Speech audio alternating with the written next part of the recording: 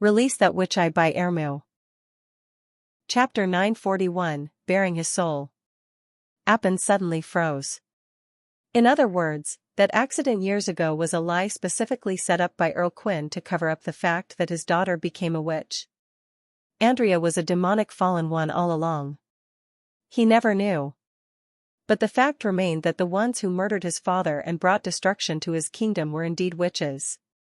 If it weren't for their unimaginable abilities, the current situation would be totally different. His wish to avenge his father, was it wrong? The two thoughts were colliding in Appin's mind, bringing him an unbearable headache. Your rule ends now. Earl Quinn came forward. No matter what, the Kingdom of Dawn must not continue to act according to your will.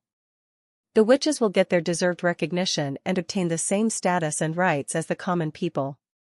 They will be able to walk the streets freely, hold official positions, claim inheritances from their families, and even govern this kingdom. He paused for a moment and looked at Andrea. As for you. What, do you intend to kill a member of the royal family? Appin glared at him with a ferocious scowl. Did you forget your oath to your ancestors? Did you forget my family name? Answer me, Horford Quinn. His sharp questioning made everyone who was present retreat a step in fear, except for Andrea and the gods' punishment witches. I am a direct descendant of the royal house of Moya and the one and only heir. Even if I am no longer a king, you will carry the title of Kingslayer from now on, he shouted. The order of the Kingdom of Dawn will be destroyed by you and the great noble families will never trust you again. I won't kill you, Horford sighed. If my family wasn't at stake, I would have never chosen to act like this. But you need to swear to leave the Kingdom of Dawn forever and never come back. This way, you can take whoever you want with you and leave the king's city. The only alternative is that I imprison you in the castle's dungeon, just like what you did to the eldest son of the Luashi family. Is this decision supported by all three big families? The Tokat family doesn't have any objections. Earl Tokat touched his chest. The Luashi family agrees as well. Earl Luashi continued. We aren't as cold-hearted as you, Oro Tokat said. Fortunately, your order was one step too late, or else. Enough, Otto interrupted him, say no more. Such a group of considerate people.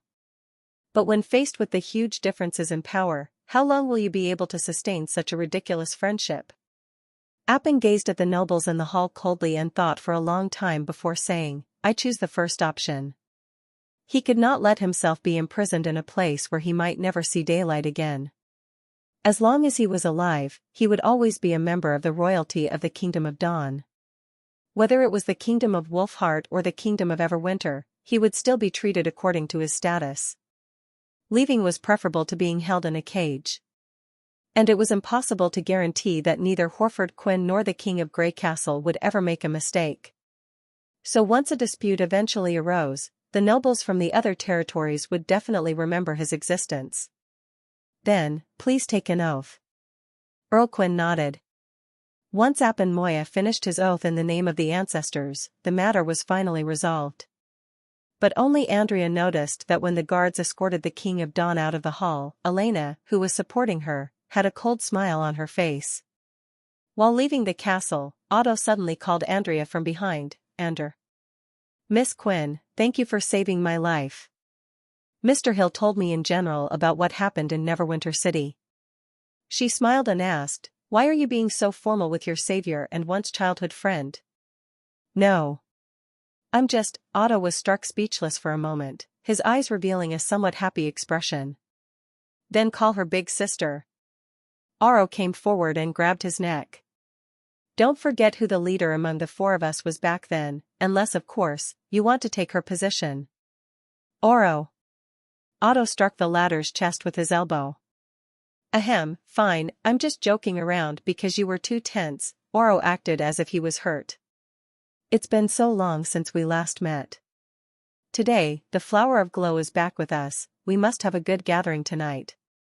How about at our usual old place? The Silver Antler Tavern? Andrea raised her eyebrows. That place still exists? It is, after all, a Luashi family business. It won't close so easily. The manager is quite incapable though. Hey. I don't have a problem. Then it's decided. I'll leave you two alone for now. I have somewhere to be. Aura waved. And, Andrea, Otto took a deep breath. I want to talk to you in private. Even though he didn't know why his old friend was willing to let go of such a chance to catch up with Andrea, for him this was an extremely rare opportunity. He did not want to borrow Aura's words anymore to tell her that he had missed her. And he could feel the difference in Andrea's attitude from the time they met in Neverwinter City. Even though it seemed like she was still in conflict with her identity as a lady of the Quinn family, at least she did not treat her childhood friends as strangers. This was obvious from the way she had smiled before. Andrea thought for a moment and then nodded. Let's go to the courtyard. Otto felt his heart suddenly beating faster. The person supporting her did not follow them, so the two of them, one behind another, walked into the courtyard. Are you all right? Looking at the witch's back, which was shaking as she was walking, Otto wanted to but did not dare to help her. These kinds of gestures had been so common back when they were children. This is just a side effect of excessive use of magic power, it's not really harmful to the body. Actually, we all have to go through this in order to improve our magic capacity. I'll be back to normal in 2 days, so don't worry, Andrea said while shrugging her arms. It's just the two of us now. What would you like to talk about? Otto bit his lips. Do you still remember what I told you in Neverwinter City? That Aura would go to your grave every year and leave flowers. I remember. In fact, there's one more thing that I didn't tell you. He took a deep breath. I also did the same every year, because I couldn't forget you. Back at the dungeon, when I heard you saying I am here, I almost can't describe the feeling of joy that I felt in my heart. At that moment, I decided that no matter what, I have to say this to you. Andrea, can you stay here? Andrea didn't seem surprised. She only smiled and said, thank you, but you are too late. What do you mean by too late? I already have someone I want to always stay beside, so. I won't be staying in the City of Glow. She replied seriously in a soft and quick manner. If you had asked me 10 years ago, maybe I would have agreed. Otto's heart sank. Is it His Majesty Roland? If you mean him, then he's definitely a better choice than me. I would never compete against Nightingale, Andrea interrupted him. I am her most trusted ally. Huh? No, never mind, she coughed twice. Well, it's not what you think. Otto, witches can't continue the family bloodline, and in fact, I don't want to be restricted by the rules of nobility. 10 years is a long time. I'm no longer the flower of glow that you used to know. It's better like this, do you understand? Otto opened his mouth and was about to say, I'm willing to give up everything about the nobility, but there was an invisible force that stopped him before he could. He was also not a capricious child anymore, who could just avoid taking any responsibilities. It would be the greatest disappointment for his father and sister Belinda. In the end, Otto could only watch as Andrea's back disappeared through the courtyard's entrance. Chapter 942, Only a Mortal. 2 days later. Palace of the City of Glow. You're leaving today? Can't you stay here a little longer? Horford Quinn, with mixed feelings in his heart, looked at Andrea, who had come to bid him farewell. Otto and the others must also want to spend a bit more time with you. It's been a long time since I left Neverwinter City, and there are people waiting for me there, Andrea said frankly. Today is the day that the old regime of the Kingdom of Dawn will be replaced by the new one. Considering their identity as their family's heirs, they shouldn't be wasting time on banquets and games. Since we are friends, meeting once is enough already. She has indeed changed, Earl thought to himself. She has matured. About the subsequent negotiations with Grey Castle. Do you have any suggestions? I don't know much about government affairs. In Neverwinter City, the ones who are responsible for them aren't the nobles but rather freemen, after passing some kind of examination. If you want to know more details, you'd better talk to Hill Fox. He has always been in contact with the Western region. Andrea paused for a moment. If you want my advice, don't make the same mistake as Appin. Horford revealed a wry smile. Continuing to resist Grey Castle even after personally experiencing the power that Roland Wimbledon possesses, that would be quite stupid. It's not only about that, Andrea shook her head. The upcoming Battle of Divine will concerns the fate of all of humanity, so any infighting between us would only accelerate our destruction, no matter whether it's Grey Castle or the Kingdom of Dawn. None of us can survive alone in this upcoming calamity. So you have to keep in mind what will be more beneficial for our families. It's in our best interests to survive. Horford quickly understood the meaning of his daughter's words. As for our hope to survive, it now lies entirely with His Majesty Roland. She waved her hands and said, so maintain order in the Kingdom of Dawn and cooperate together with Grey Castle to get through the Battle of Divine Will. That is my only advice. Earl Quinn nodded slowly. I understand. Just as Andrea turned around, he stopped her once again. You don't need to see me off, there are still many things you have to do today. And you don't need to worry about my safety, the gods' punishment witches will be coming back with me to Neverwinter, she said without turning around. No, I wanted to say. I'm sorry, my dear daughter.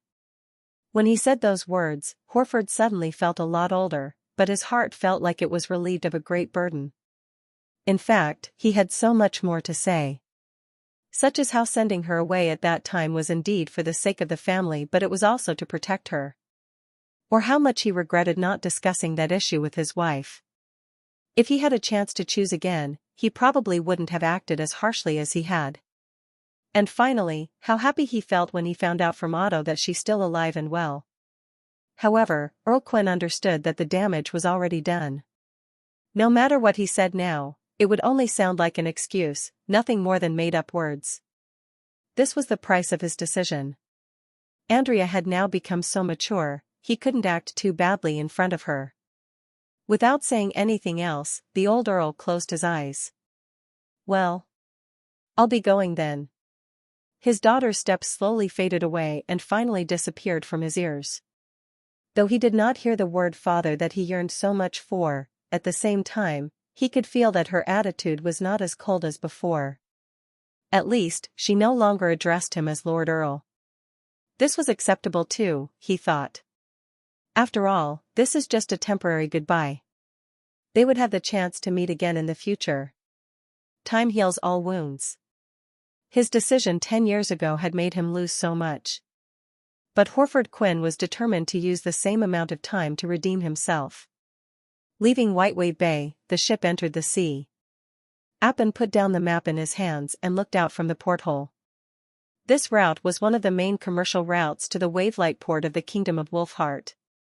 From time to time, one could see merchant ships coming and going. Occasionally, some fishermen's boats would approach them trying to sell some fresh fish and vegetables. If he was still the king, the ships sailing around him should have been three-masted galleons flying the imperial flags, and if he wished to eat some fresh food, he would be naturally served by his maids. Those damn traitors were to blame for everything. It had been a week since he was brought down from his throne. During this time, he could not stop thinking about the day of his fateful return. Even if he couldn't do anything to the King of Grey Castle, he would never let the three big families enjoy his city and the fruits of their rebellion. After careful consideration, Appin finally chose his first destination, the Thousand-Blade Fort of the Kingdom of Wolfheart. That place was right next to the borders of the Kingdom of Dawn, and it was rumored that its lord had blood relations with the nobility of the Kingdom of Dawn. So he would not be too harsh on the Moya family. But most importantly, due to the close relations between the nobles residing in both the kingdoms, if his identity was ever to be needed, then they would be able to easily contact him. Those lords were always conspiring against each other, but at the end of the day, everyone only cared for their own benefits. Since he was no longer the ruler of the City of Glow, their interests would not be in conflict. Furthermore, his lineage could actually come in handy for achieving their new interests. For the sake of revenge, Appin decided to suppress his feelings of chagrin for now. When the time was right, he would make everyone who underestimated him pay dearly. Thinking about that, he started to cheer up. At the same time, he felt a sense of hunger. It would be nice to have some fruits now, as the ships on this route would become more scarce as they left the Kingdom of Dawn's coasts. He had just heard the sound of a fishing boat docking with his boat. Appin shook the thin string on his table, which was connected to a bell outside. Whenever it rang, the maid would have to come in. Yet, there was no response from the outside this time. His eyebrows were instantly raised. He could not believe that he had fallen so low that even his maid would dare to be lazy. He felt the urge to murder someone rising. Fine, because of her negligence she could serve as an example. Among his group of followers, other than the Moya family members and his loyal knights, the rest of them really needed to be taught a lesson. He had to let them know that even on a ship, as long they were in his presence, they had to act like they were in the palace. Appin exited the room but found no one outside. Not only the maids but even the sailors, his guards, the slaves, nobody was left. The cabin was strangely silent, and the only thing that could be heard were the waves crashing against the ship. He suddenly felt a cold sweat running down his spine. Something was wrong. Was he abandoned? No, that was impossible. Even if the mercenaries and the servants wanted to leave, his loyal knights that were trained by his family would have definitely stopped them. Not to mention there should have been at least some noise due to a dispute. Appin decided to climb out of the hold onto the deck to have a look.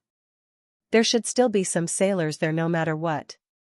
Just as he was about to turn around, he saw a blood-stained dagger being pointed at his neck. The one holding the dagger was an extremely ugly woman, but with eyes as bright as stars. Appin instantly realized that she did not belong to the ship crew. He would have noticed a person with such distinguishing features. She must be an intruder. Who sent you? Do you know what are you doing, lowlife? I am the King of Dawn, the Moya families. His voice suddenly stopped. He realized he could no longer breathe through his throat, it was clogged by the gushing blood. A striking pain starting from his neck spread down his chest and a coldness swept through his body, taking away all of his strength. As he fell down, he only heard a whisper above his head. Well, you are only a mortal after all. Chapter 943, The Spread Black Flame. All clear? While looking at Zoe, who was walking down the deck, Elena asked. Yes, it took some time. Zoe wiped the fresh blood on her face. Luckily it's all cleared now. What are we going to do next? Betty asked, shrugging. Write a report to His Majesty, Roland? Leave it to Elena. I'm not good at summarizing. After all, His Majesty didn't take it very seriously. He only told us to maintain the stability of the situation with whatever necessary means. Just write Appin as a man who resisted change and was full of evil intentions. Such a person is better off dead. That's the truth, Betty said as if she thought this over already. If he had no evil intentions, why would he choose a border town nearest to the Kingdom of Dawn? His Majesty may not take it seriously, but we can't do the same. Elena cleared her throat. I'll lay out all the details about the cause and effect, and the analysis basis, including what you just said, just like a record of a meeting in the city hall. I bet you just want to get His Majesty's compliment to win a few more visits to his dream world. Zoe rolled her eyes and said. Well, what did you say? Really? Why didn't I think of that? Betty looked at Elena with excitement. Can you teach me how to write an official report? Let's see. Elena coughed drily. Let's get the work done first. Right. Zoe put away her mocking look. But don't put what we've just said in your report. I know. Elena looked at the other end of the deck and waved at a few men in black robes. Come here. The lead man, supported by another 2 men by their hands, walked to the witches and bowed. Lady Oracle, what can I do for you? Since you were willing to follow me here, it means you're fully prepared, right? Elena asked seriously. The old man was none other than the founder of Black Money, the legendary merchant of City of Glow, Banach Lothar. Although the gods' punishment witches were incomparable in terms of combat capacity, they still needed the assistance of common people in such a matter as intercepting Appin on the sea and making sure his death could not be traced back to Grey Castle. To a common person, regicide was an unimaginable crime, especially when it was to terminate the whole royal bloodline. Ridiculous as it was, even wealth, no matter how enormous it was no match for such worship of dissent, which was shown from Bonnoc's shivering shoulders. Nevertheless, he still managed to make a move, indicating his ambition abundantly clear. Yes. I'm willing to serve you. Take it easy. Elena patted his shoulder with satisfaction. In the deity's eyes, the identities of common people are meaningless. What's the big deal about a king? It's nothing but a title. Tell me, what do you plan to do next? Bonnoc eased up a bit. Among the three plans, I'm in favor of the first. I think to disguise it as a shipwreck is the safest method. Each year, along this route, dozens of ships sink for various reasons like a rainstorm, tsunami, stranding, etc. What's more, on the sea along the borderline, there'll be a rainstorm 2 days later. We only need to drive the ship further into the sea and dig a hole in its bottom. Nobody will know what exactly happened. He gasped and added, as for disguising it as a pirate robbery or noble's revenge, I think they aren't unreasonable. Although we could divert people's suspicion to certain targets, false facts won't hold under intense investigation after all. Even if people fail to find any trace, those nobles could just produce some flaws by themselves. So for the shipwreck, you can make all the clues vanish? Zoe asked coldly. Yes, my lady, Bonnoc said with a determination. Even the sailors I brought with me will disappear with the ship. They are the silent warriors raised by black money to clean things up. There is no way the information will leak out. Silent warriors? Elena looked at the two servants beside him. Are those two among them? Yes. They can't hear, nor speak, and need to be given specific gestures to be commanded. That's why they're called silent warriors. They must have paid a hell of a price. Elena knew how troublesome it was to train a deaf-mute into a warrior. At best, the success rate was only 1 out of 10, given that the trainees were actually in fairly good conditions. But how did an underground chamber of commerce find so many well-conditioned deaf-mutes? They probably chose well-conditioned men then turned them into deaf-mutes with medicine. Of course, she did not care how common people treated other common people. Even in the era of the Union, they had never stopped bullying people weaker than them. This time I took 50 silent warriors with me, who take orders from nobody but me. They're more than enough to take care of those sailors. So this plan is perfectly safe. Bonnoc said while bowing. All right, just do it. Elena looked at Zoe and Betty. But I have one more thing for you to do. The old businessman swallowed his own saliva. As long as it's in my ability, I'll spare no effort. If it were only to create an accident, she did not have to conceal it from His Majesty Roland, but the following order was not from Roland but Pasha. It's simple. Black money has made contact with the new king of the Kingdom of Dawn, Horford Quinn. On the one hand, the Chamber of Commerce will continue to appear supporting him. On the other hand, you need to input as many as informants as you can into his new regime to observe the Quinn family's acts and moves. Do you understand? But, isn't he the puppet supported by you? Bonnoc asked confusedly. Just in case. After all, common people have a short and fragile determination. When the real challenge comes, who can guarantee the puppet will behave as loyal as he should? Elena paused. Besides, it's not reliable to rely on one family to manage the Kingdom of Dawn. I hope your black money can be a part of it. If a person had always yearned for power, he would be extremely exhilarated at such a hint, yet Bonnoc did not show much of joy. He asked worriedly, this is a long-term plan and I'm able to do this, but, as you know, my physical condition.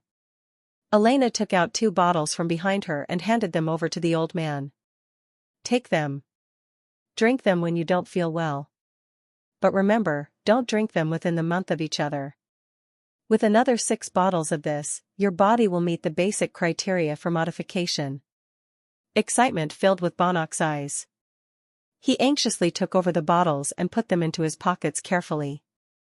Deeply bowing, he said in excitement, I guarantee the success of the mission.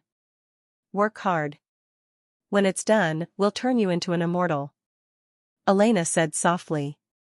Chapter 944, The New Witch Group Part 1. Roland felt relieved while he received the message that the rescue mission had succeeded. Although they failed to take control of the Kingdom of Dawn as a conqueror, after a little deviation from their original plan, the neighboring country at least overthrew the Moya family's rule and basically maintained stability. Before the Quinn family could thoroughly gain a firm foothold, it would remain Greycastle's most faithful ally. Besides, Andrea was also in Neverwinter. If everything went smoothly, the alliance with the Kingdom of Dawn could at least last until the next generation. Roland did not believe the Third Battle of Divine Will would last for a century. Andrea, along with the other gods' punishment witches in the expedition, was estimated to return to the western region in about a month. Roland intended to make use of this time to make a sound plan for Greycastle's future development. After all, with the destruction of Timothy's remnants, the counterforce had temporarily disappeared and the kingdom was integrated in name. Although it would take some time before the secondary city halls in the various cities to take effect and make Greycastle a highly efficient authoritarian country, he could already start to prepare for it. When the time came, the strength of Greycastle would enjoy an unprecedented leap, lifting it to a whole different level from the other three countries. The key point in his development plan was to put the witches' abilities into full play. After all, they were the reason for Neverwinter's high productivity. Within half a month after Anna's return, the city had enjoyed a series of changes, with the most prominent ones happening in the castle. His mahogany desk was double its former size. On the desk were over 10 wind-up telephones connecting with the Witch Building office, the City Hall, the barracks, the Third Border City, Longsong Stronghold, and so on. In case of emergencies, the guards did not have to run to deliver messages anymore. Furthermore, the first public telephone appeared in the central square, connecting the city with Misty Forest. It extended with the building of railways and satisfied the workers' demand to communicate with their families as they could not meet face-to-face over a long period of time. Of course, the fare for using this telephone was time-based, and the number of people to use it was limited and application must be made in advance. If one found it pricey, one could choose to use carrier pigeons or railways to deliver their messages. Thanks to the popularization of preliminary education, text-based communication in Neverwinter had become increasingly popular. In charge of the operation of these systems was the Ministry of Communications, a newly established department in the City Hall. Its work covered every link of the delivery process, from taking care of carrier pigeons to providing home delivery. As a result, its subdivisions instantly grew to a colossal size which was only second to the Ministry of Construction. It offered about 1,000 jobs and almost all the newly graduated Neverwinter civilians were taken in. Through this department, Roland could vaguely see the silhouette of a future large group. That was merely the result of Anna's own ability. After solving the problem of Demon's attack, Roland put most of his efforts on the statistics work of the witches' abilities from Sleeping Island. With the arrival of the second batch of migrants, 96 witches had joined the sleeping spell. To test their abilities alone was stressful enough for Wendy and Scroll. Besides, not all witches were cooperative, which made the first step of data collecting quite difficult.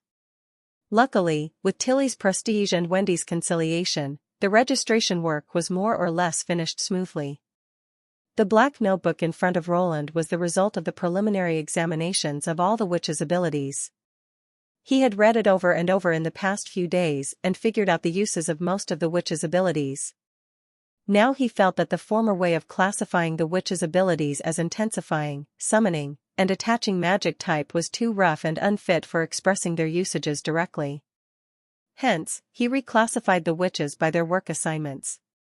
For example, witches good at processing were classified as manufacturing type, witches who were pro-animals were classified as the cultivating type, witches whose abilities had not found a usage were put under the type of undetermined.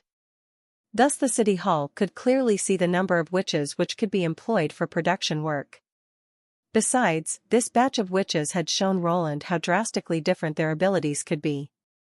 Although they were all awakens, some of them could make flowers bloom from a crack in a stone and some could create big and tall magic servants. It was no wonder the Union could not withstand a long-term war, because if a combat witch died, it would take years before the role she played could be replaced. Obviously, the most reliable arrangement for a witch was to put her in a factory. Among the list of nearly 100 witches, Roland put special emphasis on 4 of them. They were number 26 Dark Cloud, number 43 Ozima, number 44 Doris, and number 89 Slimwrist. Dark Cloud's ability was to dye. She could dye any object she laid her hands on into any color she wanted it to be, without changing its original nature. Theoretically, it was an ability of attaching magic. Its effective time was limited, its consumption was closely related to the target's size, and its effect was free from the influence of God's Stone of Retaliation.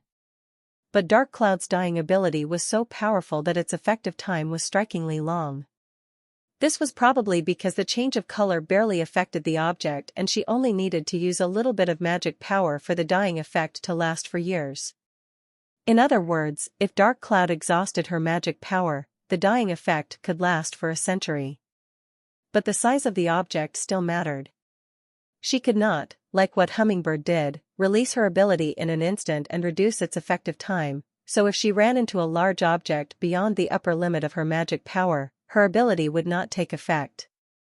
Things like changing color of the sea in one breath would be impossible for her. In fact, according to Wendy's test, Dark Cloud could affect an area with the length and width of 2 arms length, roughly 1.5 square meters. To Roland, such an area was big enough. After all, an object could be divided and combined. In a manner of speaking, Dark Cloud's ability filled in a gap in Neverwinter, the dyeing technology. In the current era, the dyeing method mainly depended on extracting colors from nature, which in later ages would be a big selling point. But the truth was the performance of colors extracted from nature was terrible, too many impurities, fading easily, poor oxidation resistance, and too few varieties. As a result, only nobles could afford colorful clothes, and the colors mostly came from embedded gold and silver threads. Dyes had a broad usage. Apart from the traditional textile industry, other areas like education, printing, chemical, and biology all needed them. To some extent, Dark Cloud could reduce the burden on Soraya's shoulders, which basically made her a great jack of all trades. But witches number 43 and number 44 gave Roland a headache. Ozima and Doris were the kind of witches, according to Wendy, who were unwilling to cooperate. In the initial meeting, they had expressed their dissatisfaction about Tilly and wished to leave Neverwinter as soon as possible. Although this plan was temporarily put off by Scroll, the crack still existed. Whether the two wanted to be recruited and devoted to work remained unknown. Unfortunately, their abilities were very peculiar. Ozima's ability was source tracing, although unique, yet not irreplaceable. But Doris's ability of demonification enabled Roland to see the possibility of using magic power on a large scale. Chapter 945, The New Witch Group Part 2. Simply speaking, Ozima's ability could trace an entire object through a piece of it, or through a microelement to trace its concentrated spot. Undoubtedly, for a sleeping island witch, this was a type of survival ability. For example, holding a drop of fresh water, Ozima could find a creek or a lake, or judging from the kernel of a fruit from an animal's feces, she could estimate the fruit tree's location and size. Due to the contribution her ability made to the team, quite a few Eastern region witches gathered together under her leadership and made a tight group out of themselves. In Roland's eyes, source tracing was undoubtedly the best way for discovering natural resources, whose general purposes were even broader than Sylvie's eye of magic. The logic was simple. When Sylvie looked through the ground, her magic power consumption would drastically increase and her perception of distance would greatly decrease. She was totally qualified for marking or beds in the North Slope mine area, but perceiving mineral veins deeply buried was beyond her ability. Even for resources in superficial layers, she could barely tell their category or scale. She could only tell something was underground, but not what it was. Roland did not worry about Ozima in this aspect. She could not only know a single resource's exact location, but also its reserve. If her ability could be combined with Lucia's ability of purification, Roland might be able to mark the entire periodic table of elements on the map of Grey Castle. When Roland learned geology, what impressed him the most was a colorful national map marked with resources. Now that Grey Castle had united under his banner, he should aim at broadening his raw material sources to the entire country, or even to the Kingdom of Dawn, the fertile plains, etc. Even if Ozima was unwilling to help, it was not disastrous to Neverwinter. After all, the resources were not going anywhere. Given enough time, he could eventually succeed in his goal. Yet Doris's enchantment ability was not the same. Since he lacked good observing methods, Roland's research on magic power did not have a good start, which left the witches as his only source to harness magic powers. Enchantment was an incredible ability. In her notebook, Wendy described as the ability to attach magic power to a dead object to recycle, thus greatly slowing down the object's exhaustion process and makes it look lifelike. Roland had reservations about her ability description. He knew it was only the witch's customary expression that a dead object could not have magic power. Under most circumstances, this rule applied, with only one exception, the God's Stone of Retaliation.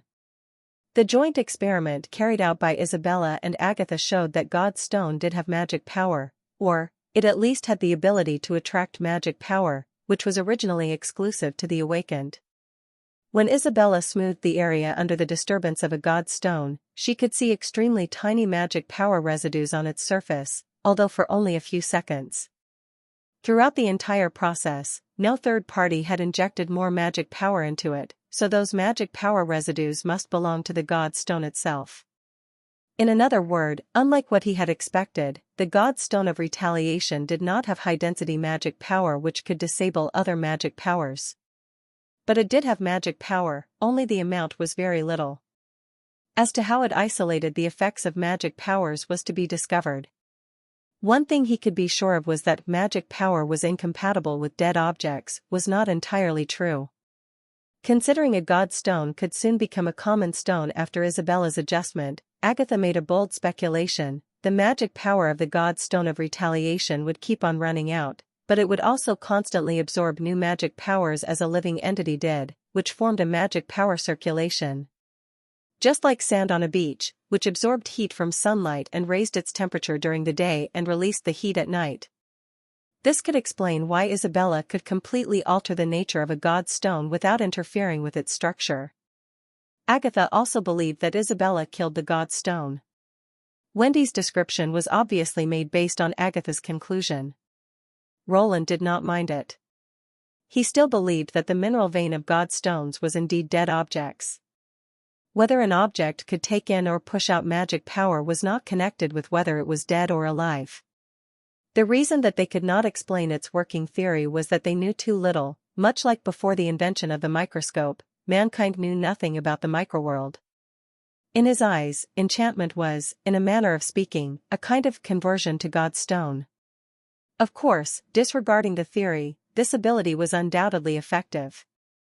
According to the tests, it could take effects on targets as magic stones, sigils, objects of enchantment, etc. Magic powers injected into them could be supplemented by itself, and create a circulation. For instance, when Dawn Eye was fully injected with magic power, it could generate electricity for 5 consecutive days, but when Mystery Moon held Broken Sword, Dawn Eye's working time could be prolonged by 10 more days.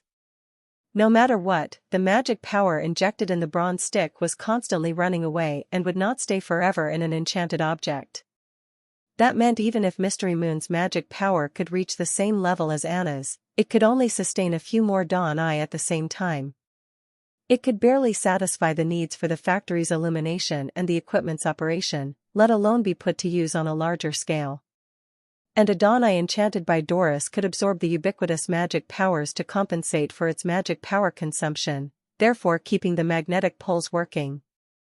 Although its loss and gain of magic power were not entirely equal, the improvement was still astonishing for a short-term enchantment.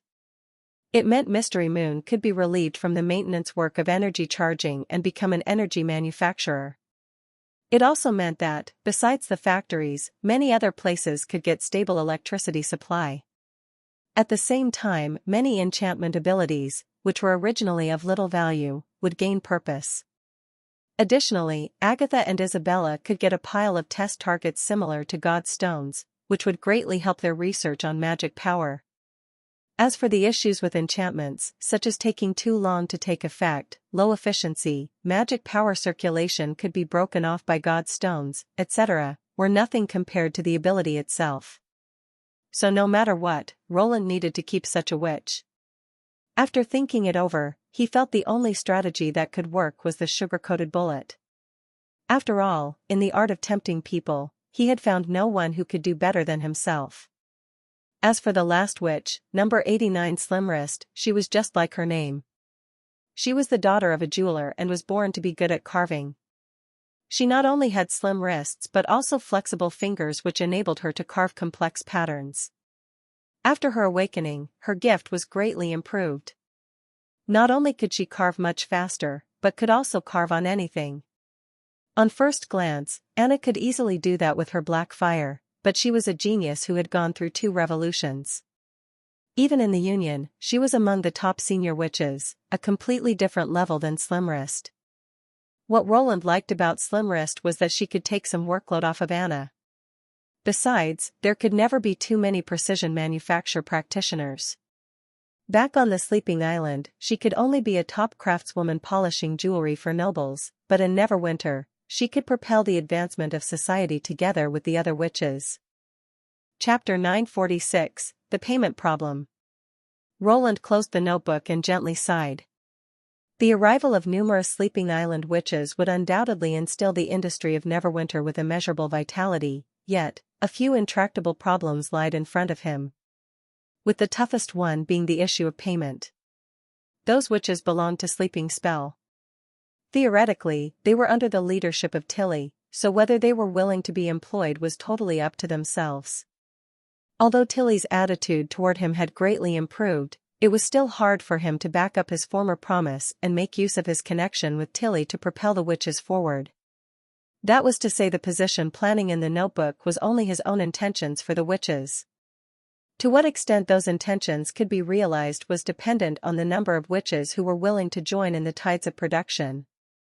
To instill them with slogans like "labor is glorious" or "labor changes fate" would bring little effect, yet to boast the idea of fighting for our homeland seemed less meaningful. After all, to them, the only place which could be called their home was Sleeping Island. Roland believed that anyone would fall in love with this city and take it as his or her home after living here for a few years, but it was not the right time yet. Naturally, a newcomer would be cautious and suspicious of a strange, new place. He could not wait for a few years to pass before developing the industry, so he had to offer intriguing payment. Simply speaking, there must be a desire that propelled them to work. Prior to this, Roland had asked Tilly about the witches' payment. In Sleeping Island, the bounty service the witches offered to the fjord's merchants or explorers were quite costly, most of which cost between tens to hundreds of gold royals. Although Tilly used that money for basic living materials, the witches still got paid according to a primitive quota allocation system. They lived a fairly poor life, but it did not mean they had not seen much money. Besides, nowadays 30% of the profits made from the chaos drink trade was at Tilly's disposal. It was predictable that she would take a small portion of it to improve the witch's living standard. In other words, even if a witch who chose not to work would not starve to death and could live a better life than the one on the island. So a few extra gold royals might not be enough to get their interest. Besides the low payment, there could be the issue of comparison. Most of the witches in the Witch Union were paid with 1 to 3 gold royals per month. Why would the outsiders get better paid? Even if Roland raised their payment as well, there could also be a criticism. Some witches might ask, our payments have been kept at the same level for almost 2 years, why do we get a raise as soon as the Sleeping Island witches arrived? Do senior witches like us have to depend on the newbies to get a salary raise? Even though the union members would not put it that way, Roland would rather not take that path. At this thought, he could not help but look at the girl resting on the lounge chair reading a picture story book, Nightingale. Nightingale must have felt his gaze and turned over to ask, "What's wrong?" "A perfect curve." "No, now is not the time." Roland cleared his throat and asked, "How long have you been here?" 2 years, 11 months, and 26 days. Nightingale sat up. Why do you ask? So precise? If I remember correctly, your primary payment was 2 gold royals a month, right? At the time, Nightingale showed an ambiguous smile and said, that would be right. It was twice as Anna's payment. At first, I even refused it. Later, under your repeated appeal, I, reluctantly agreed to be your guard. What appeal? You, after seeing Anna pass through her day of adulthood peacefully, went back to stop Kara but ended up having a falling out with her, then decided to stay. Roland rolled his eyes internally. But during your stay, have you felt that what you gain is not proportional to what you give, and at any point considered to leave? What did you say? The smile on her face froze and was replaced by a hint of anxiety. Why would I leave? No, it was just a figure of speech. Realizing what he said could be easily misinterpreted, he hurriedly corrected himself. The emphasis is the former half of my words. Are there witches who feel their payment is too low? After confirming that Roland was serious, Nightingale sighed in relief and flashed before his desk. How is that possible? 1 gold royal is already half a year's income for a common person. We're not working harder than those workers, so our payment being out of proportion is also out of the question. Besides, even if we get a large amount of money, we wouldn't know how to spend it. After all, we don't need to worry about making a living, which was out of our imagination in the old days. Perhaps not every witch thinks so. Why not? If you don't believe me, you can ask Wendy, Nightingale said confidently. She knows our fellow witches better than I do.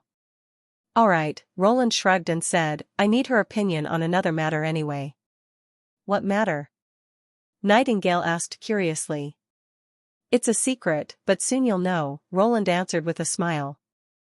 Your Majesty, I've never thought that. Unexpectedly, Wendy's response was even more intense. Even without payment, I'd have done my best to build this place. I used to say that Neverwinter is the new holy mountain to the witches, and the other sisters are also serving you with the same expectation. If the city hall is in a shortage of money, I'd like to give you the gold royals I've saved. Alright, I'm only collecting opinions. Suddenly, Roland felt very touched by her remarks. Touching his nose, he turned away his head and asked, Is there anything you want in particular? Wendy was startled, and Nightingale began to quickly blink to her. If you must ask, I feel that, perhaps, if each one of us could get 1 more bottle of chaos drinks every month, that'll be great. Do you agree? Roland looked at Nightingale. Is this some sort of wishing game? Nightingale gently smiled. Since we're asked to freely express our wishes, I think 2 more bottles would be better. No doubt. He then had a rough framework of the reform of the witches' payment. If there were things more valuable than money, it would be the things that money could not buy. Evelyn's complex wine house was often visited by some witches, but its high pricing kept most of the witches out. They turned to the cheaper fruit wine, not because they could not afford visiting Evelyn's wine house, but their consumption stopped them from spending a large amount of gold royals on such luxuries. Besides, the chaos drinks sold in the wine house were all old varieties. Their low sales made it very hard to replace the inventory, and their freshness could not be compared with the new products released each month. What if I just change the chaos drinks from a welfare item to a special item to be purchased? One can call it a points system or a dual currency system. But to entice the witches to work by rewarding them with something gold royals can't buy, won't it make the work itself more attractive? At the same time, it could perfectly avoid the witches' sense of unevenness brought by raising the payment. Besides the chaos drinks, Roland had many more ideas for special items that could be purchased, which could maintain their own attractiveness and at the same time not to be imitated by any other companies. Want it? Work hard. Chapter 947, Return of the Eastern Front Army. After solving the payment problem, Roland planned to break through another wall on the road of development. This was to formulate standard units.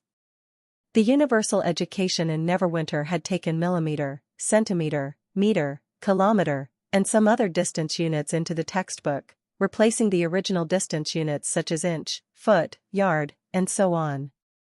So far, it was quite effective. The measuring instruments produced according to the new units, due to their high precision, had been universally acknowledged in construction and industrial production departments. The benchmark prototype for centimeter, namely an iron bar as wide as Roland's nail, was stored in the study of the castle. What he wanted to do next was integrate the other units and popularize them in the entire kingdom of Grey Castle. The reason that he waited for long to do so was that the early levels of production and education did not urgently require new units, and the technique for the unit's popularization was not mature enough. After all, to merely have standards was meaningless. If they could not be produced by measuring instruments, people could not use them in practical life. For now, none of these things were a problem anymore. For example, he defined the volume of a vessel of 1 cubic decimeter as 1 liter, the weight of 1 cubic decimeter of water as 1 kilogram, and a 1-meter-long pendulum swing at a period of 1 second. Hummingbird could precisely replicate the vessels for 1 kilogram and the pendulum could be used for time. With the prototypes and models, factories in Neverwinter could produce numerous replicas. Or Anna would have to take care of all the production of measuring equipment, which was a waste of time and effort. When the industrial technology reached a certain level, the popularization of more precise measuring units would become inevitable and smooth. Roland did not worry that those standards might not be pure enough. In fact, those prototypes in human history had always been under improvement with the advancement of times. 3 days later, Iron Axe, leading the Eastern Front Army, finally returned to Neverwinter. Arriving with him was Echo, who had spent almost half a year in the port of Clearwater. Looking at the two Majins reporting into him in front of his desk, Roland was overwhelmed with emotions. The two of them had been exiled criminals, one of them with a concealed identity and hunted for a living in Border Town, the other was sold as a slave and lived a dangerous life. But now, they had become indispensable members of Neverwinter. Having shouldered the heavy responsibility of commanding an army all by himself and working busily for months, Iron Axe showed no trace of fatigue, but rather appeared perfectly fine. His gestures and expressions exuded the qualities of a senior general. Echo had changed more dramatically. The influence her slavery life had faded away and her blue-gray eyes radiated confidence. Her temperament matched better with her status as the chief of OSHA. It seems experience can indeed change a person. Echo's report was quite simple. The Wild Flame clan stuck to the agreement and the first batch of migrants had been stationed at the port of Clearwater. Affected by the choice of the first clan in Iron Sand City, a few relatively smaller clans came up to her and expressed their wishes of serving the chief. The entire plan was carried out quite smoothly. After receiving all the people from those clans, the emigrant population in the port of Clearwater was estimated to reach 30,000 at the end of the year, a number which could compare favorably with that of the old King's City. She also brought a letter from Spear, the ruler of Fallen Dragon Ridge. Without reading it, Roland was sure it was a request for more labor and food. Spear said that as she was only a manager of a small manor, she lacked the experience of taking care of so many people, and she was quite bruised and battered. Echo said, imitating Spear's tone, although the skilled hands in the city hall were good at work, according to their suggestions, there had to be 200 to 300 more clerks to help those migrants settle down. If your Majesty doesn't kindly take more care of her, she said she had the impulse to shrug off her burden and run off to Neverwinter to become a common witch. Roland could not help but laugh. Who said a common witch is idle? Soraya and Leaf will be watching you. How could you be worthy of such a useful ability as magic power channel if you don't exhaust it every day? Roland thought to himself. I see. I'll dispatch her more officials from the next batch after they had been approved. You must be tired after this mission. Rest for a few days.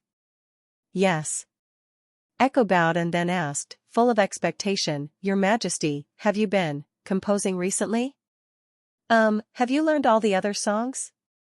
Yes, they all have good effects, especially when inspiring people, Echo replied with a smile. When I'm confused, I often sing the songs you taught me. If not for those songs, I might not have lasted till this day. It seems to coordinate relationships among the clans and maintaining order in the Southern Territory isn't as easy as she reported. It's just she bears the difficulties and setbacks all by herself. I see, Roland said slowly. I'll have someone write down the new songs and send them to your room. Echo bowed deeply. Great. Thank you. No matter how bad he was at composing, he could always rummage through the dream world. After all, he could never refuse such a request. After Echo left, Roland looked at Iron Axe. It's been a hard task. It's okay, Your Majesty, Iron Axe bowed and said hurriedly. It's an honor to fight for you. I don't find it hard, on the contrary, I enjoy it. Really? Roland smiled, without giving his opinions. What happened to the nobles who escaped to Seawanshire? You didn't burn them, did you? I wanted to, but they ran too fast, Iron Axe said seriously. After the First Army finished clearing Valencia and arrived at Seawanshire, the suburb had become a piece of wasteland. Other than that, several granaries in the downtown area caught on fire. Obviously, the nobles would rather ruin the city than hand it over to you in one piece. That must have been the last revenge from the rebel king's remnants, Roland thought to himself. If the Eastern Front Army hadn't had sufficient preparations and the dozens of cement carriers that kept on transporting supplies day and night, this battle would have stopped there because the hungry city dwellers would have robbed from the First Army. As soon as the army suppressed them with violence, restoring order would be out of the question. Where did they escape to?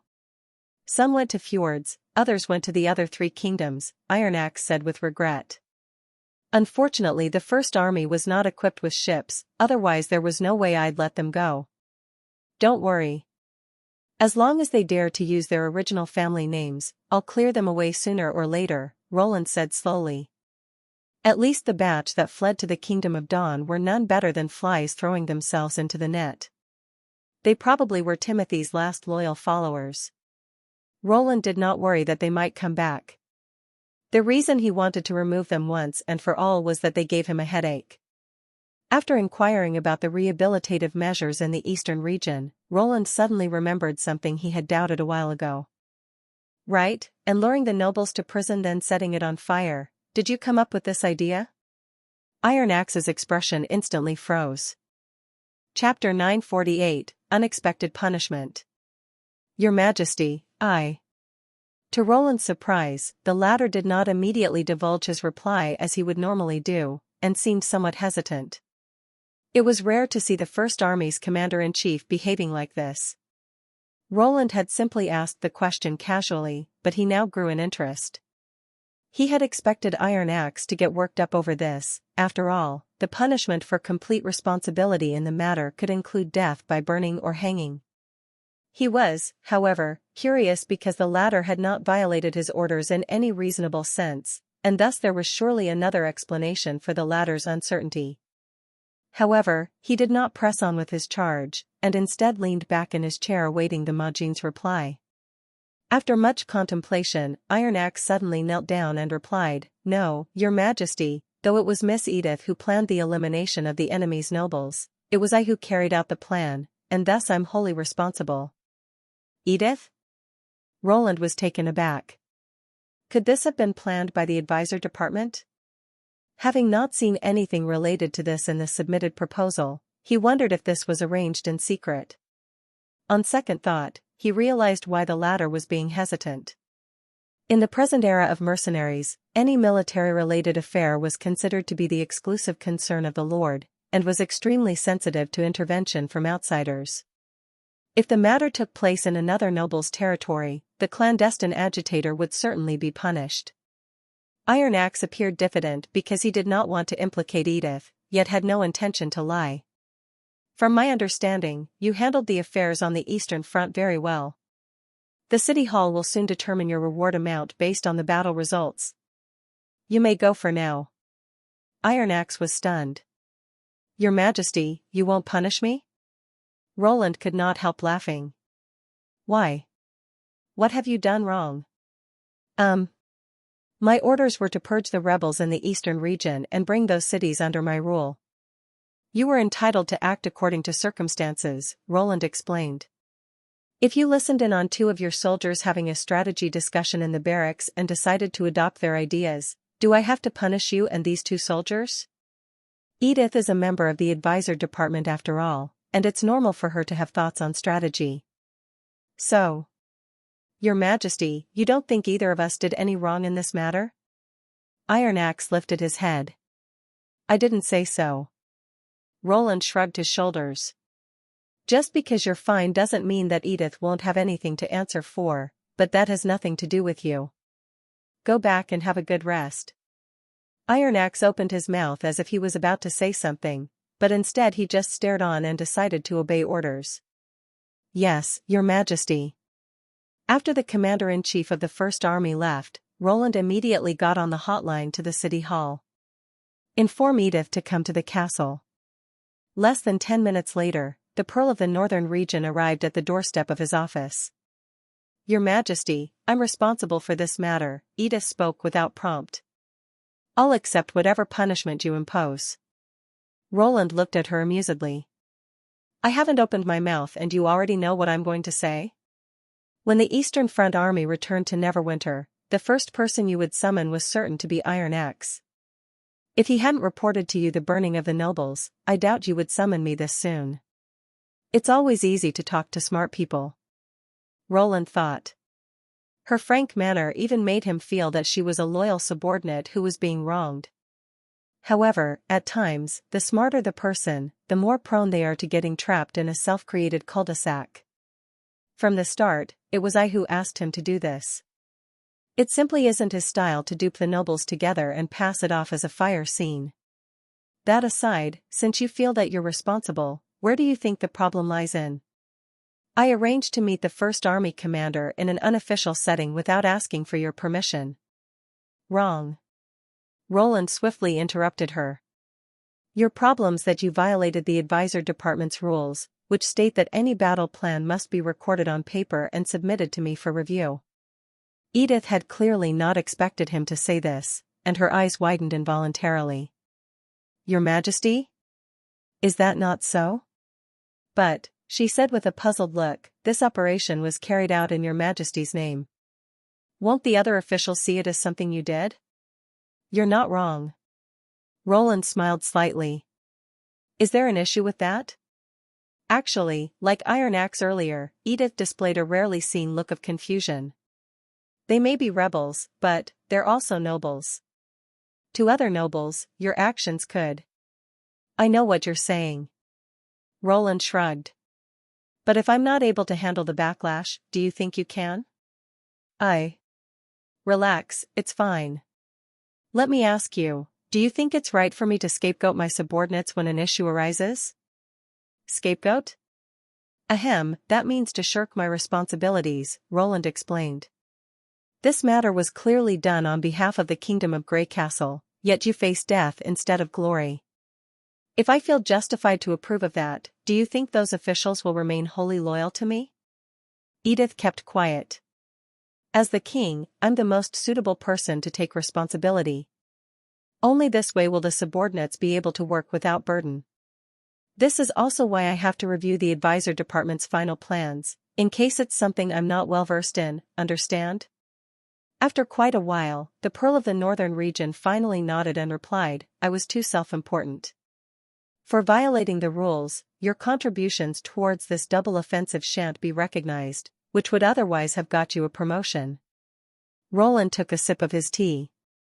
This matter shall now be closed. You may go now. Yes, Your Majesty. Please allow me to take my leave. Edith bowed respectfully. So, what you did was all for nothing. Colcont carefully placed a plate of honey-glazed mushrooms in front of Edith and watched as she viciously stuck her fork into the mushroom slices. Your colleagues were all able to obtain promotion, but not you. Yes, only me. She munched loudly on the brownish birdbeak mushrooms as if to vent her discontent upon the dinner. Listen to what His Majesty had to say. If I'm not able to handle the backlash, do you think you can?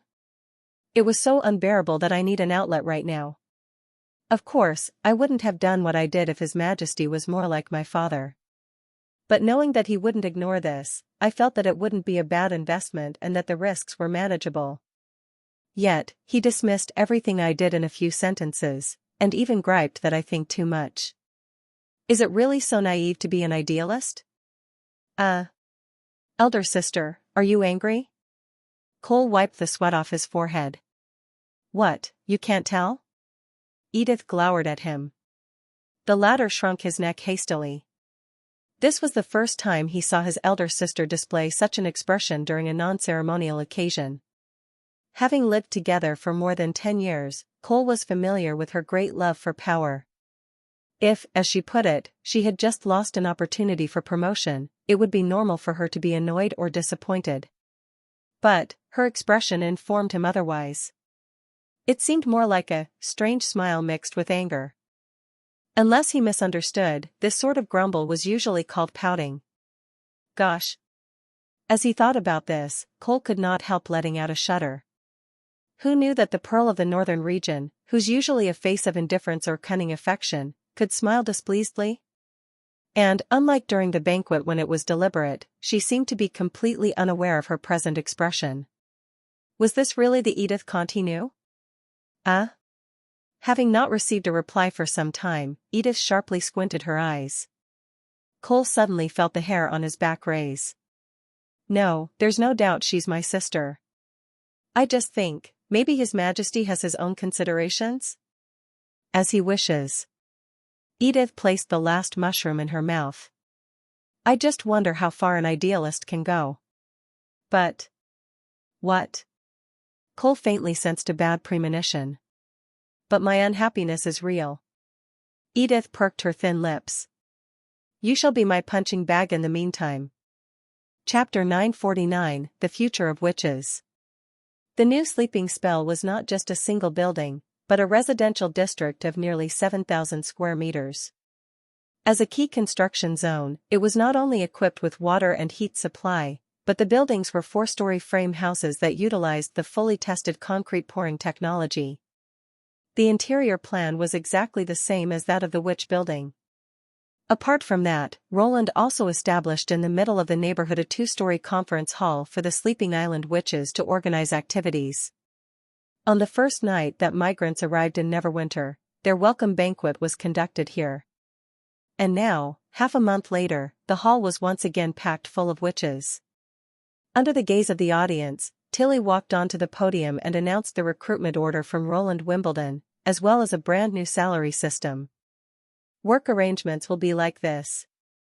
30% of the revenue brought in by witches shall be granted to the sleeping spell. This money will be used to improve everyone's lives, expand the scale of the district, and for other necessities, she spoke fervently with a slight smile. It may seem, on first impression, that I've been undercut by my elder brother. After all, you may know that when we were in Sleeping Island, we collected all of the commission paid by the fjord's merchants, but in reality, they took the opportunity to put forth several conditions, such as making sure we purchased their grains and products at high prices, and thus the money we obtained at the end of the day was heavily reduced. There aren't as many strings attached over here. This amount that Roland is offering will certainly exceed our income in Sleeping Island. Plus, the work will generally require nothing except magic power, and there won't be any excursions to dangerous places. Hence, our work lives will be much easier. On comparison, it's clear that I didn't get undercut, and I can even be said to be the one taking advantage instead. Her words induced soft bursts of laughter from the listening crowd. But. Tilly abruptly raised her voice. There's more reward which I haven't mentioned. In the past, no matter how much money we received from the fjord's merchants, the money had to be pooled because of how destitute Sleeping Spell was. In the end, the only things handed out to everyone were bread, cotton, and other such common things. But now, everyone will receive substantial rewards and not a bunch of intangible numbers. It'll be up to each person to decide how these rewards are used. Please open the envelopes on your tables now. Molly had long noticed the envelope marked with a Grey Castle High Tower stamp but had held off from touching it. She wasted no time tearing it open at the instant Lady Tilly made the request. Is this Gwent, the new card game? Shadow, who was sat beside Molly, bent her head over curiously. Take a look at your own. Molly turned her body sideways to block the latter's sight. Gee. The envelope contained a palm-size paper which could not be any more glossy on appearance, yet that felt uneven on touch. Although it could be bent easily, it did not leave creases like normal paper. Molly knew she liked the paper from her first sight of it. It was, quite simply, a work of art. Although it was much alike the Gwent cards which were popular within the Witch Union, she could tell the difference between them.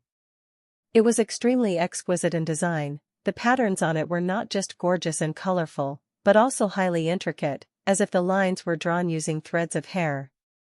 More than simply filling up space, they formed a variety of images and words.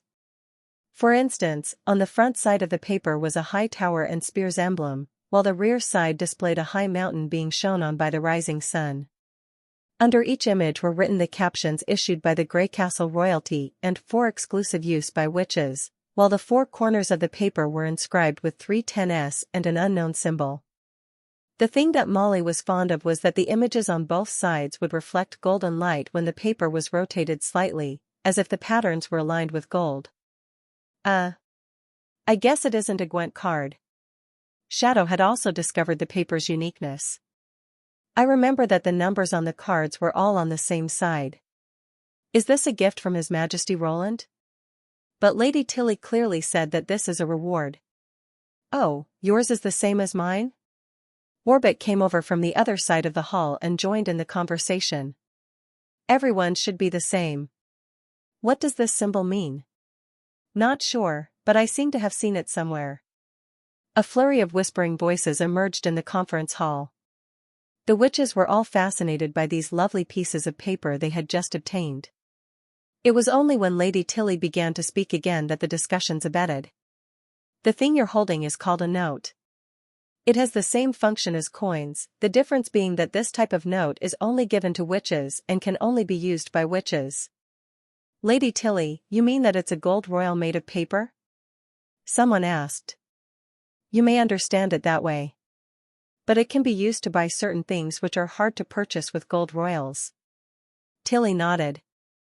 For example, the 10 yuan note that everyone's holding can be used to obtain a full bottle of chaos drink or 5 servings of strawberry ice cream in the castle district. Molly began to salivate irresistibly. She still fondly remembered the few types of delicacy she tasted at the welcome banquet. They were above anything she had ever imagined. In particular, the latter's rich pink color, soft texture, and luscious flavor seemed to bring together the finest descriptions she could conceive of. When compared to it, the salty fish soup of the Fjord Islands could not even be called food. And now, this beautiful piece of paper could be used to redeem a whopping 5 portions of the delicacy she could never forget. Judging from the fervent reaction of the crowd, she was not the only one who was hugely excited about this. And, of course, there'll be more than just food to redeem, such as things to wear and use. Any new goods produced in Neverwinter will be first available in the Castle District's shops. Tilly continued aloud. To put it simply, notes will be your reward for responding to this recruitment drive. The amount that you receive will also be adjusted according to your number of working hours. I should, however, point out that it isn't a living necessity. Even those who choose not to work will be well looked after. It can more accurately be seen as a prize that adds a little extra to life. Thus, whether or not to accept recruitment shall be left to each one of you to decide. Surprisingly, a boisterous discussion did not ensue. All of the witches continued to place their attention on Lady Tilly, perhaps knowing that their leader had more to say. But, my sisters, this matter isn't only about enjoyment. Tilly slowed her tone. Remember the unfair treatment we faced after our awakenings? At that time, most of us had the same thought, that it would be good enough for there to be a place where witches may live together with normal people. After a short pause, she continued in an assertive tone. So, this concerns the future of all our sisters. There won't be a better opportunity to allow more people to understand us. Chapter 950, The Art of Persuasion. Molly nodded her head heartfeltly. In the past month, she had been deeply touched by the Neverwinter citizens' attitude towards witches.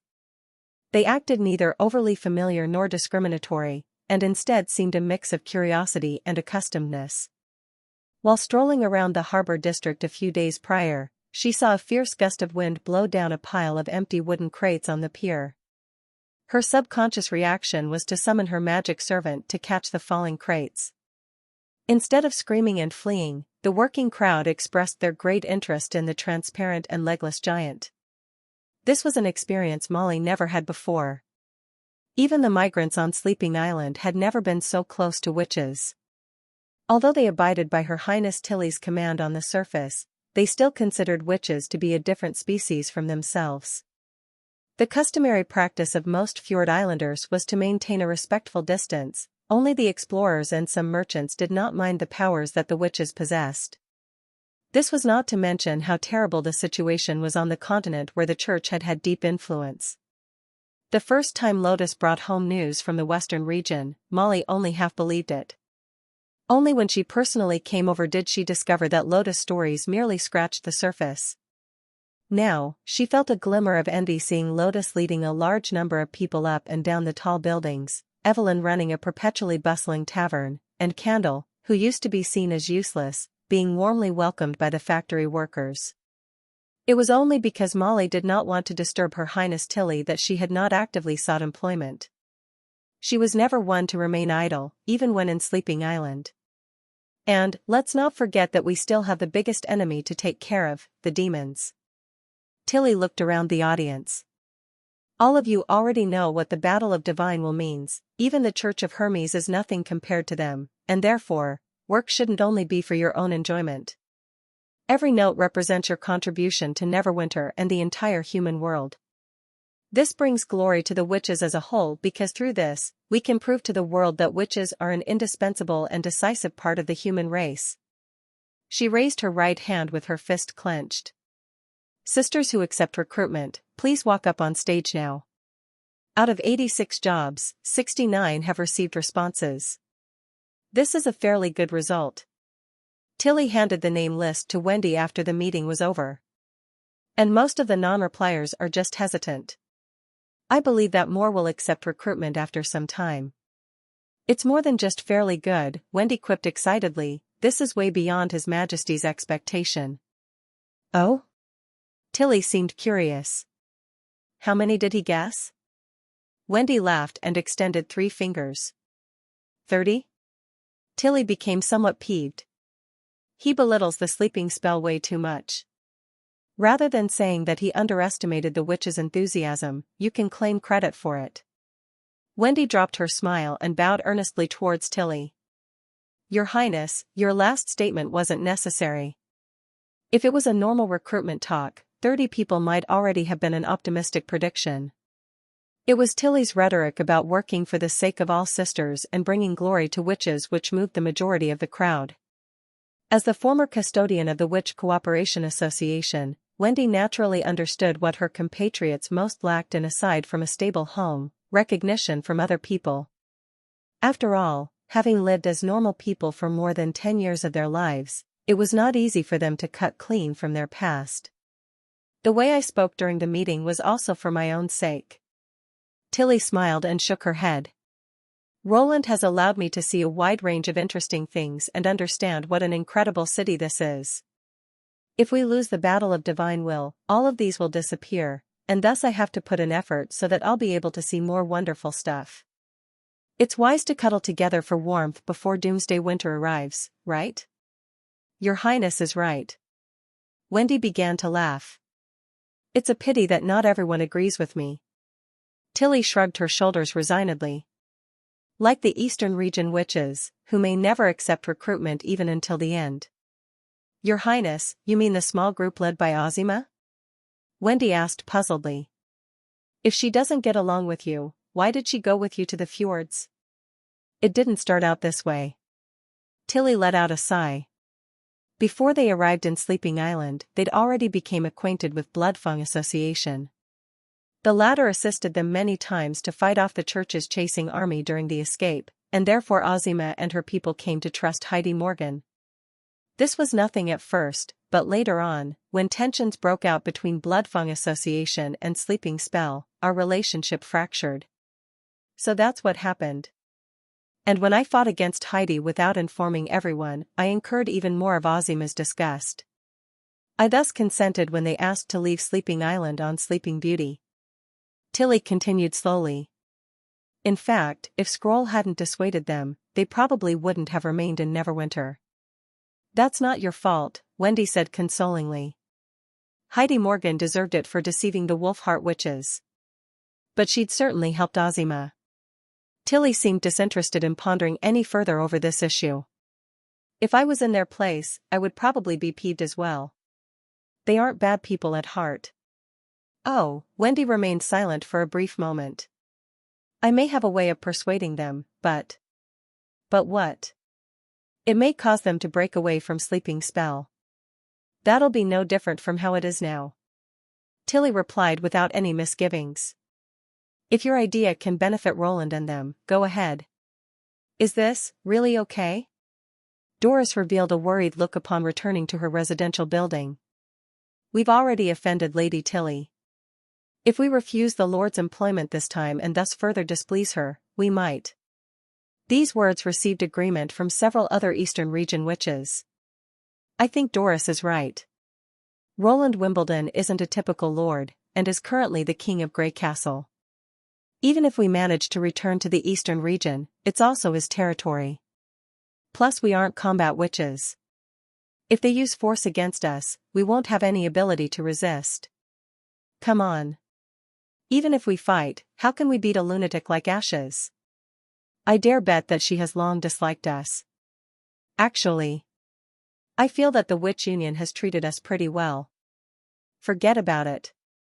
They'll certainly side with the king over this. It would be good enough of them if they don't help His Majesty to arrest us. Hold your tongues. Azima cut short the ongoing arguments. Roland Wimbledon would never use hard methods, or else the image he has built up would be completely undone. If we accept the recruitment order, what would all our earlier persistence be for? We'll be forced to rely on Sleeping Spell in the end. To outsiders, we'll be no different from the other witches. She said these words with some reservation. In all honesty, the Witch Union had, for the past half a month, provided them with assistance instead of the expected oppression, and treated them as equals. The witch named Wendy even came several times to discuss this matter with her. In fact, Wendy's friendly attitude caused her to feel a long-lost sense of home. However, Azima knew that she had to continue acting indifferent. She forebode that once she relented, it would become difficult to pull away from the Sleeping Spell ever after.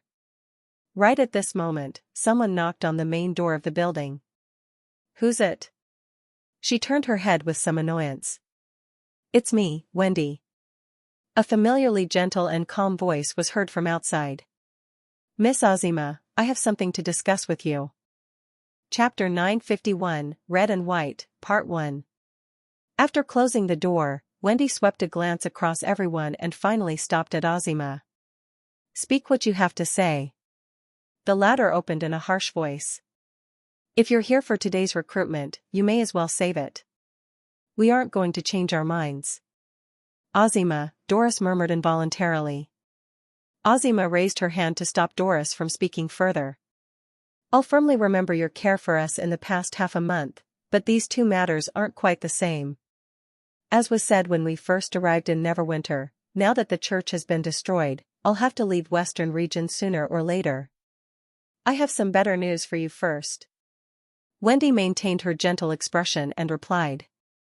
The City Hall has received a report stating that a large group of Eastern Region refugees shall arrive in Neverwinter within a week. The numbers shall be as many as 12,000 people. There's a high likelihood that your relatives are among them.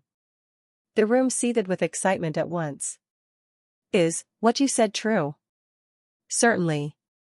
The Sea Transport Department is really stepping it up to fetch them over. Wendy replied smilingly. The Redwater River is currently teeming with concrete boats headed towards the Eastern region. These boats are loaded with dry stock and winter supplies, as it's after all already winter. I used to live in Archbridge Town. Are there any refugees from there? How's the situation in Valencia? It's certainly a mess. I hope my family isn't among them. It was my father who chased me out in the first place. He was bewitched by the church. Maybe he has now repented. The commotion in the room went into overdrive. Relax, there are 12,000 people. Wendy clapped her hands together. That should cover most of the cities and towns from Valencia to Siwanshire. It'll be more difficult not to find any of your townsmen. Once Scroll has compiled the census, we'll be able to screen out people with similar backgrounds as yours. And it'll be okay even if we can't find any among this batch, as this is only the beginning of a long flow of people to Neverwinter.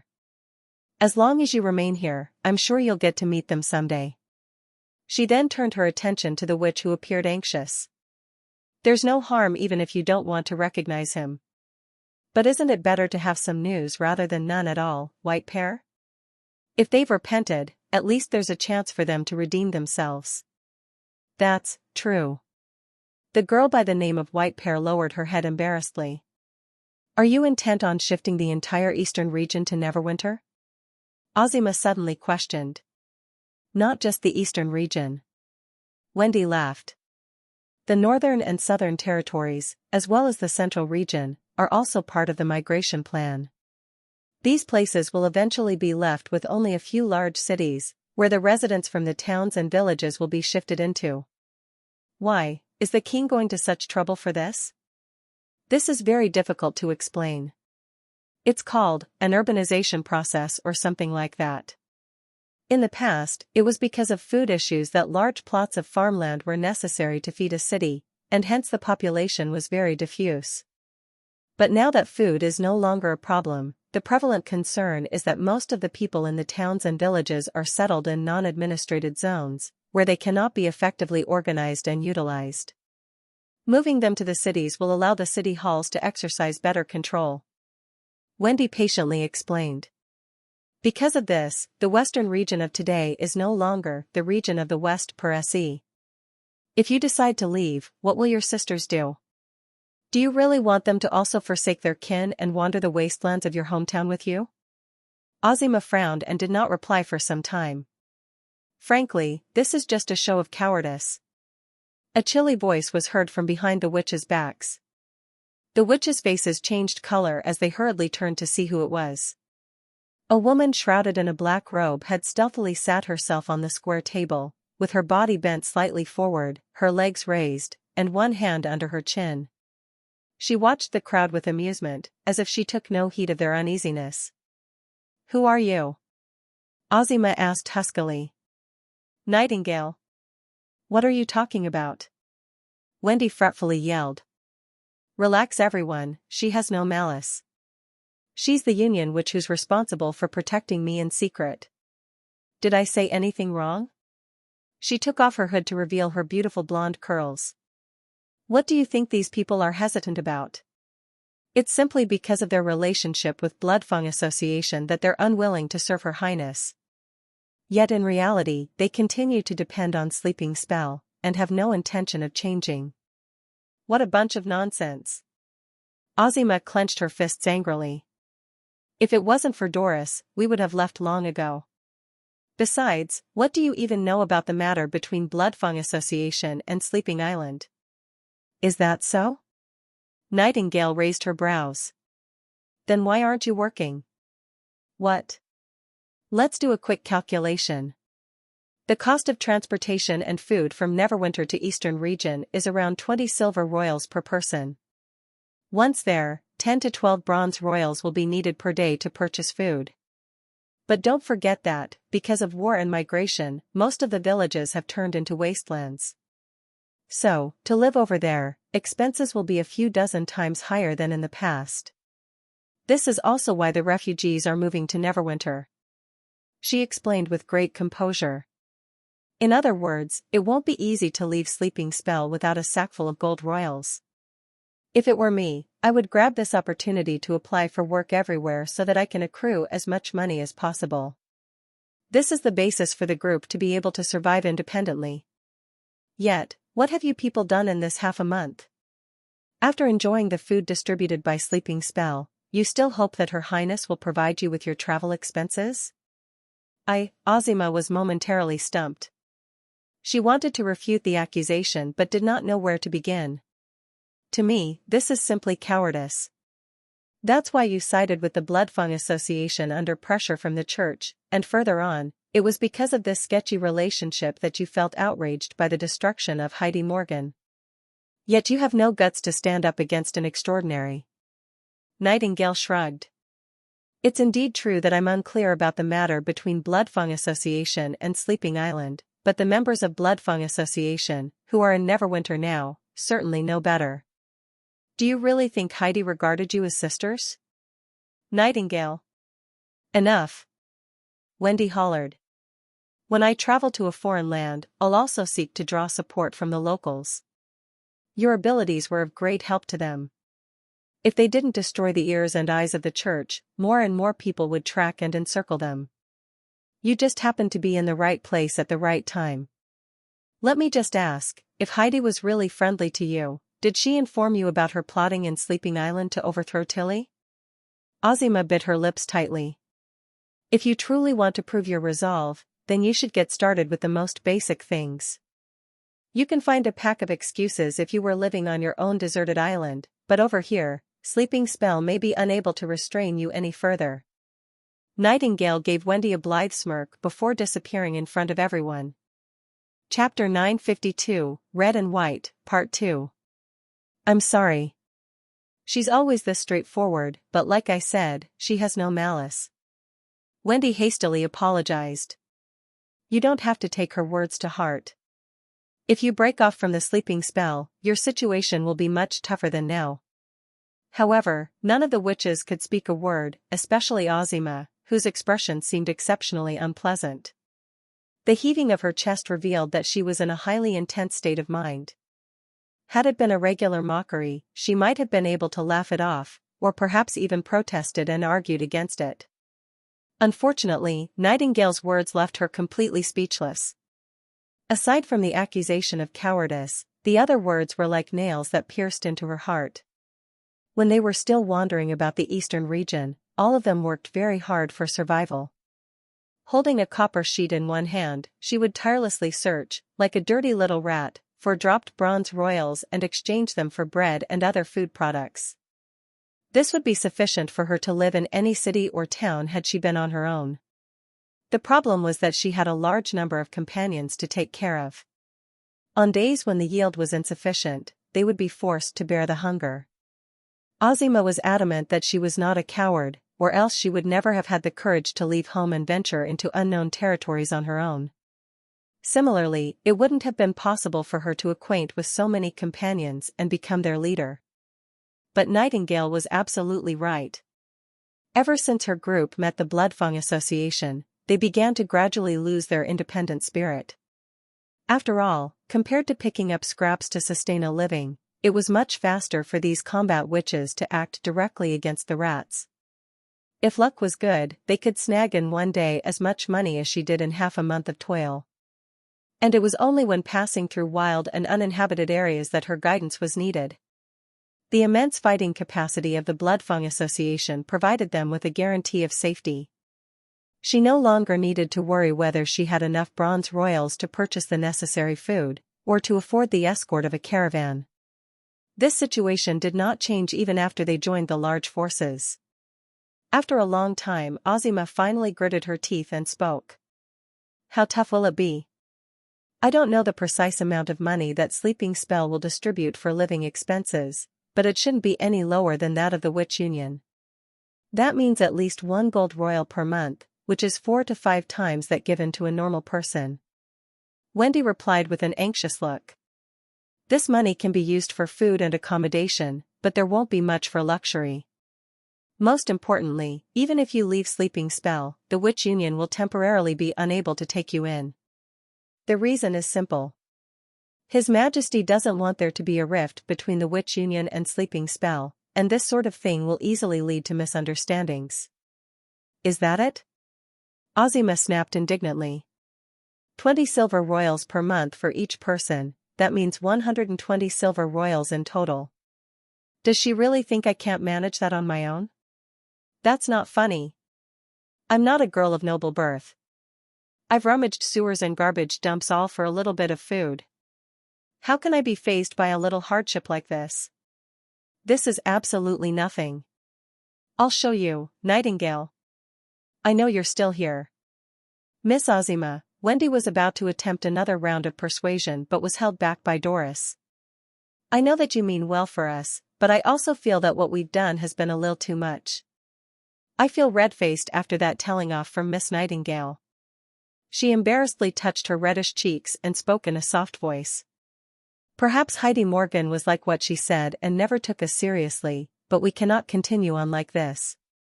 I support Ozima's decision this time. Me too. If Ozima's a coward, then what are we? Me too. Everyone nodded their heads in unison. I've decided that I want to leave Sleeping Spell. And I won't just make enough for survival. I'll eventually return all that I owe to them. Ozima bellowed at all corners of the room. I'll make you eat your words, Nightingale. Wendy sighed and remained silent for some time before replying, since you've decided, I'll explain it to Her Highness Tilly. I'll also try my best to get His Majesty to maintain your special allowance. This way, when you accept the witch's recruitment, you'll also receive an extra portion of money which will make life a lot easier. Ozima turned her curtly. Do as you like. Wendy let out an uncontrollable sigh as she walked out of the residential area. What's the problem? Nightingale's voice was heard from behind her. Nothing, I just feel a little ashamed suddenly, she muttered. I'm not what they think. My desired outcome is for them to work for His Majesty Roland. But you still did it this way, didn't you? Because you know that this would be better for everyone. If things remain in the present state, their defiance may affect Her Highness Tilly and thus bring harm upon Sleeping Spell. Nightingale revealed her figure. I've seen too many people like this. Instead of using reason, it's much more effective to hit them hard until they wake up. There are some even more stubborn people who only repent when death stares them in the face. Wendy laughed involuntarily. I guess enlisting your help was indeed the right decision. You completely silenced a person who dared to express her discontent directly to Tilly. Truly the shadow killer who awed King City. I simply followed your plan. Nightingale puckered her lips. All I did was make my tone a little meaner. Well, your tone was the key, Wendy exclaimed. I probably sweated a little on her behalf. I wasn't just acting when I shouted enough. If I were her, I probably would have come to the same decision. Wait, why don't I see this to be a compliment? Nightingale grumbled. Of course it's a compliment. A few chaos drinks shall prove that. Wendy laughed and held Nightingale's hand. Let's exchange $10 for some drinks tonight, shall we? All right, I believe you. After reading through Wendy's report, Roland could finally feel assured. Most of the Sleeping Island witches had accepted recruitment, and the minority groups did not cause too much trouble. Everything was shaping up like he had hoped. If the progress in this matter was smooth, there would soon be witches in each and every production industry. Everywhere that people went, they would be able to see the figures of these young and beautiful women, which could be said to form the unique and unparalleled landscape of Neverwinter. More importantly, the addition of more than 70 new witches would be a significant boost to the overall industry of Neverwinter. Just thinking about it filled him with hope. Right at this moment, the telephone on his desk rang. The signal was from the city hall. He picked up the phone, and heard Barev's voice on the other end. Your Majesty, the Fjord's explorer, Sander Flyingbird's fleet has arrived in the shallow port. Chapter 953, The Invited Explorer. Two three-masted ships with black and white flags were unloading their cargo when Roland walked into the harbor surrounded by his personal guards. The city hall officials were circling around the stacked wooden boxes while occasionally making sounds of excitement. Long time no see, Your Majesty. Margaret quickly came forward and bowed with a smile. Please forgive my appearance. It's not suitable to wear long skirts while sailing at sea, so I hope you don't mind. The man next to her also bowed. Your Majesty, Sander Flyingbird of Twin Dragon Island pays his respects to you, Are you satisfied with what I'm wearing? He then winked at him as he asked, don't you think this quite matches the words high-flying seabirds? In fact, even before he spoke, Roland had already noticed his distinguishing dress. To be honest, it would have been impossible to remain unnoticed when there were so many feathers on one's body. His clothes were those of an ordinary sea merchant from the fjords, but they were covered with bird-feathered tassels everywhere, from the bandana on his head to the soft leather shoes on his feet. However, after the long sea journey, most of the feathers had become stiff and, though still attached to his clothes, they had now lost most of their luster. Looking at such a scene, one could only be reminded of a bird that had been shot out of the sky. No, you've misunderstood, Roland said. As far as he was concerned, Sander Flying Bird was just a well-known blue icon, and every male of his age, as well as every female, would experience the same impatience before opening a package with this mark. Though you want to avoid being recognized by lightning, I can promise you that if you were to enter the castle looking like this, you would definitely attract her close friend Maggie's attention, Mr. Thunder. In that case, you wouldn't be able to disguise yourself even if you had a fake beard on your face. Ha ha ha. Is that so? Thunder laughed with his clear voice. That's a pity. I was quite proud of this disguise. Did you know that ever since I found a tailor to make this dress, it has become the new trend in many islands? Is this the power of a model? Roland thought and rolled his eyes silently. On the other hand, it was no wonder he was the most prominent explorer of the fjords if he could maintain such a young mentality despite being at least 40 years old. Nobody else would bother to put in so much effort for just a temporary made-up name. Everything began with that letter before the expedition. Now that the steel ship was completed, it was time to finally test it. Roland's feelings towards the unpredictable sea were full of awe. He was clearly aware of the actual level of his first steel ship. There was no doubt that even with all the equipment and other gimmicks installed on it, it was still far from seaworthy. It required more than a pile of iron pieces which could float and move back and forth to make a qualified sea ship. Due to the violent waves, the ship's mechanisms would have to be completely different from the versions on the inland riverboats.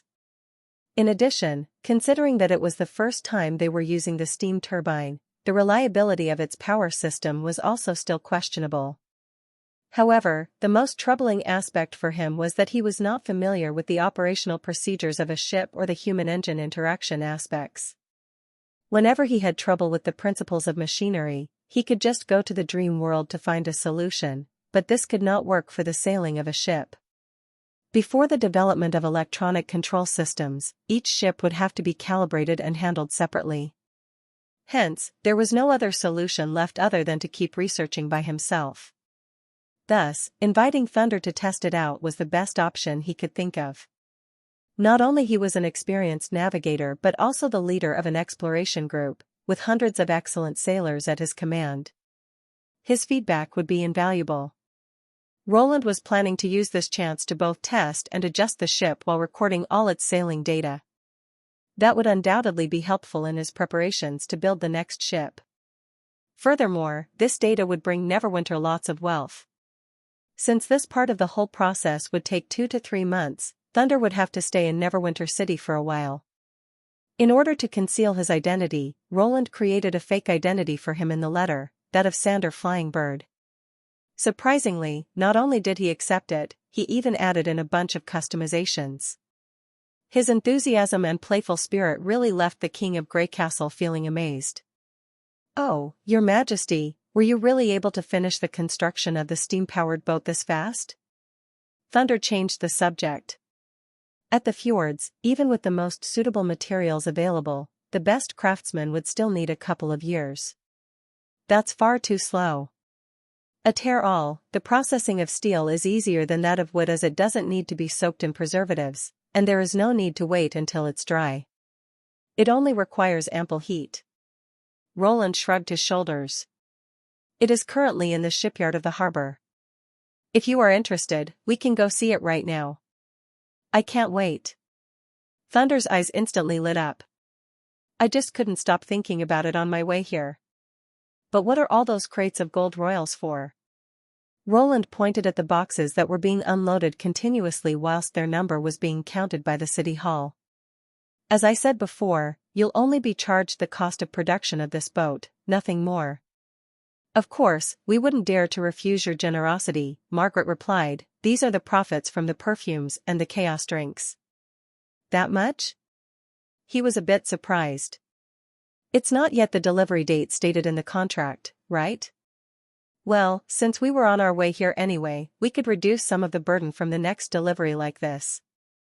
Margaret smiled.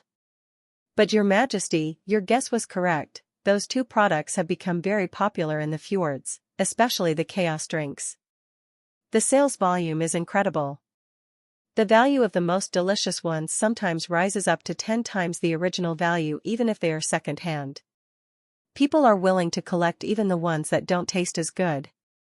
In short, chaos drinks have now become a symbol of strength in the feasts of all the chambers of commerce. Roland couldn't help but raise his eyebrows. It seemed like he made the right choice in letting a professional merchant handle this business. Your Majesty, there is a magic reaction within the crowd. Suddenly Nightingale's voice sounded next to his ear. Is there a witch in their group? That's when he realized that not far behind Margaret was a peculiar woman looking towards them. Half of her body was hidden behind a maid and she was showing only half of her face. When their eyes met, she quickly hid her face as if she was a scared rabbit. Roland vaguely remembered the female merchant mentioning her in their letter. Is that person your previous witch friend? Following his gaze, Margaret nodded softly. Yes, Your Majesty, she is Joan. Chapter 954, New Great Wheel. Oh, she's already able to come ashore, Roland said with much interest. I remember you said that after she chose to settle in the sea, she didn't come into contact with humans for a long time. It's thanks to Her Highness Tilly and Miss Camilla's help. Margaret sighed. Without the ability to communicate directly through the consciousness, she probably still wouldn't have been able to adapt to a normal human life. Also, Joan has completely forgotten how to speak. Even though Lord Thunder introduced many scholars to her, the results have not been very positive. Right now, she can't speak more than a few words, and she isn't even able to hold a simple conversation. At this moment, the female merchant paused as if she didn't know whether or not to continue. What's the matter? Roland asked. I don't know whether or not it's because of her long-term transformation, but some of her body parts are no longer the same as those of humans. Margaret bit her lips. As far as I'm aware, as long as they don't utilize magic power, witches should be no different from humans. But Joan can no longer change to her previous appearance. Her cheeks, neck, arms, and legs are covered by cyan scales, just like those. Sea ghosts. Roland immediately thought of Lorger's long ears and tail. Well, a skin covered with scales was quite the style. Ahem, no, now wasn't the time to think about that. Considering that the Sand Nation people even feared the cute ears of Princess Lorger of the Wild Flame clan, it was only to be expected that the reaction to Joan's situation would probably only be worse. Did anyone harm her? We tried our best to prevent it, but it was still inevitable that someone would spread the news. Margaret sighed. If we want to teach her how to adapt to human life again, then it is inevitable that she will come into contact with other people, Thunder said helplessly. Her appearance is not well received even at the fjords. Since taking her in, 3 maids and 2 scholars have already been scared away from her. There are even rumors that I am raising a sea ghost. Maybe the sea is most suitable for her after all. If my friend truly disliked life on land, I wouldn't force her to stay on the island against her will. The female merchant continued. But Joan didn't really mind the process of coming into contact with other people. Even though she has to stay for many hours in the sea each week, she still likes to hang out with those maids that accept her. Furthermore, compared to the raw fish meat she used to eat previously, she now prefers it well cooked. Still, this kind of environment was only limited to Thunder's premises. Roland understood what she meant, but he couldn't think of a good solution. Changing one's point of view required lots of time, not to mention, her situation was much more serious than that of the other witches. Throughout history, animalization, deformation, or in general in human appearances would always be faced with discrimination and social exclusion. It will get better eventually, he reassured her. May I take a closer look at her? If the problem was indeed that serious, the only thing to do for now was to conceal her appearance, just like Lorger's ears, who would look like a normal person as long as she wore a hat. Of course. Margaret waved at Joan and said, "Come here, dear." But the latter only took a quick look at them and then hid again. Your Majesty, I'm sorry, but she probably isn't used to such a big crowd." Margaret bowed apologetically. "It seems like you scared her." Nightingale gloated next to his ear. Roland glared at the space next to him, coughed twice and said, "It doesn't matter. She has to stay in Neverwinter for a while anyway. She will get used to it eventually. Let's head over to the shipyard for now." In order to build the steel ship, Roland specifically cleared an empty space of nearly 100 acres southwest of Shallow Beach and asked Lotus to build a wall around it, forming a barrier which prevented anyone from peeking in from the outside. Apart from setting up sentry towers at its four corners, he also arranged the First Army to guard it. Therefore, apart from the on-site workers, not many people knew how this massive ship, which required the agglomeration of all the top industrial production lines within Neverwinter City to be built, looked like in the end. As they entered through the wall and arrived at the bottom of the zigzagging staircase, an exclamation of uncontrollable amazement erupted within the group. Everyone's attention was drawn by the huge structure displayed in front of him. That was definitely not an exaggeration. When admiring the ship from below, the first thing one would see was the towering ship hull. Different from the round hulls of the three-masted sailing ships, the side of its hull was perpendicular to the ground while the base was so flat that there was no sign of any extruded keel. Since their view was limited, everyone felt as if they were standing under a towering steel wall, and one could only succumb to the feeling of pressure that it gave off. In the name of the three gods, am I dreaming? How heavy it is. Must be more than 20,000 tons. Even the biggest sailing ship wouldn't be able to withstand an impact from it. Don't even mention sailing ships. I'd bet that even deep-sea monsters would flee in its presence. Thunder, no, Lord Flying Bird, you didn't tell us that we were going to sail on such a monster. The order within the group was instantly scrambled as the sailors ran towards the ship. They started touching and knocking its hull, unable to contain their enthusiasm. All of them were the most experienced sailors of the fjords, and even though they had never seen something like this before, they still understood its uniqueness. As for Thunder, his shock on his face was no lesser than the rest. In fact, it was even more. When Roland had mentioned in his letter that the ship was made entirely of steel from top to bottom, he had assumed that he was exaggerating. After all, even in normal wooden ships, the best wood and materials would only be used in the key parts of the ship. Therefore, when recruiting his men, he had only described the ship as an ocean-going vessel without sails, which contained a steel skeleton strong enough to withstand the huge waves of the Sealine. But what his eyes saw now proved that was not the case. Even though he knew that Neverwinter was very adept at ship construction, yet he had never imagined it would be to such a level. The amount of materials alone were so terrifying that it would be impossible to gather all them in the Fjord Islands, not to mention the technique that was used to join the hard steel together. How valuable is steel? Among the various commodities, iron ore was not considered luxurious, as a palm-sized crude iron ingot could be sold for about 30 to 40 silver royals. But if it was forged into steel, then its price would multiply by over tenfold. It would be so valuable that knights would usually treat their steel armor as family heirlooms and pass them on from generation to generation. The reason for the high price of steel was how time-consuming its processing was. In an entire lifetime, a blacksmith could only make about 7 or 8 sets of qualified steel armors. In other words, even if all the blacksmiths of the fjords were gathered, they would not be able to make so much steel even over a dozen years. What he first ordered from Roland was just a steam paddle steamer, which, according to the Fjord's Chamber of Commerce, cost around 3,000 to 4,000 gold royals.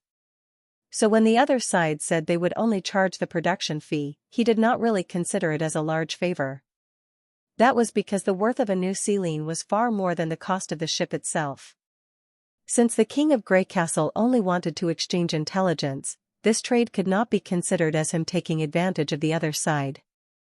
He had even planned to pay Roland the full cost of the ship after the exploration of the Selene, as a reward for him taking care of his daughter and because he wished for Lightning to have a better life in Neverwinter in the future.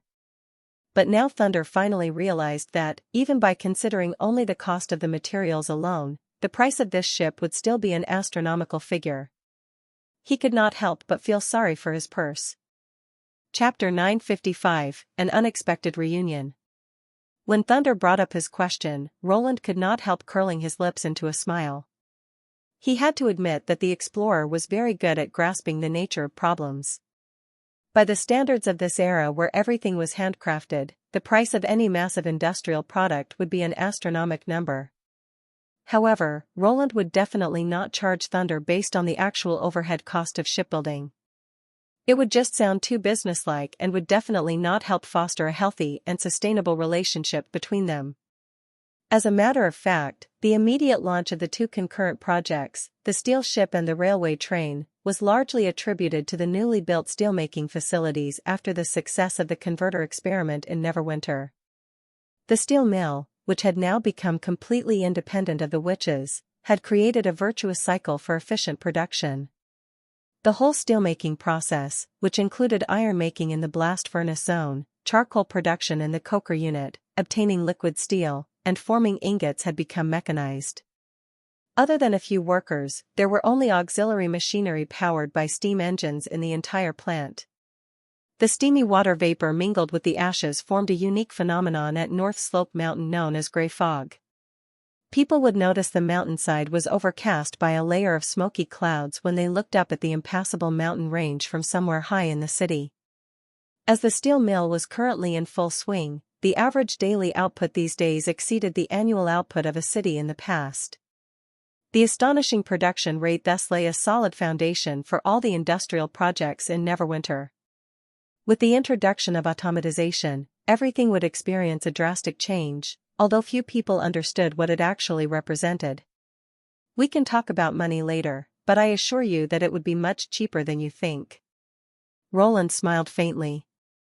Because money isn't an issue, I've said that the exploitation of unknown seas means a great deal to the entire human race.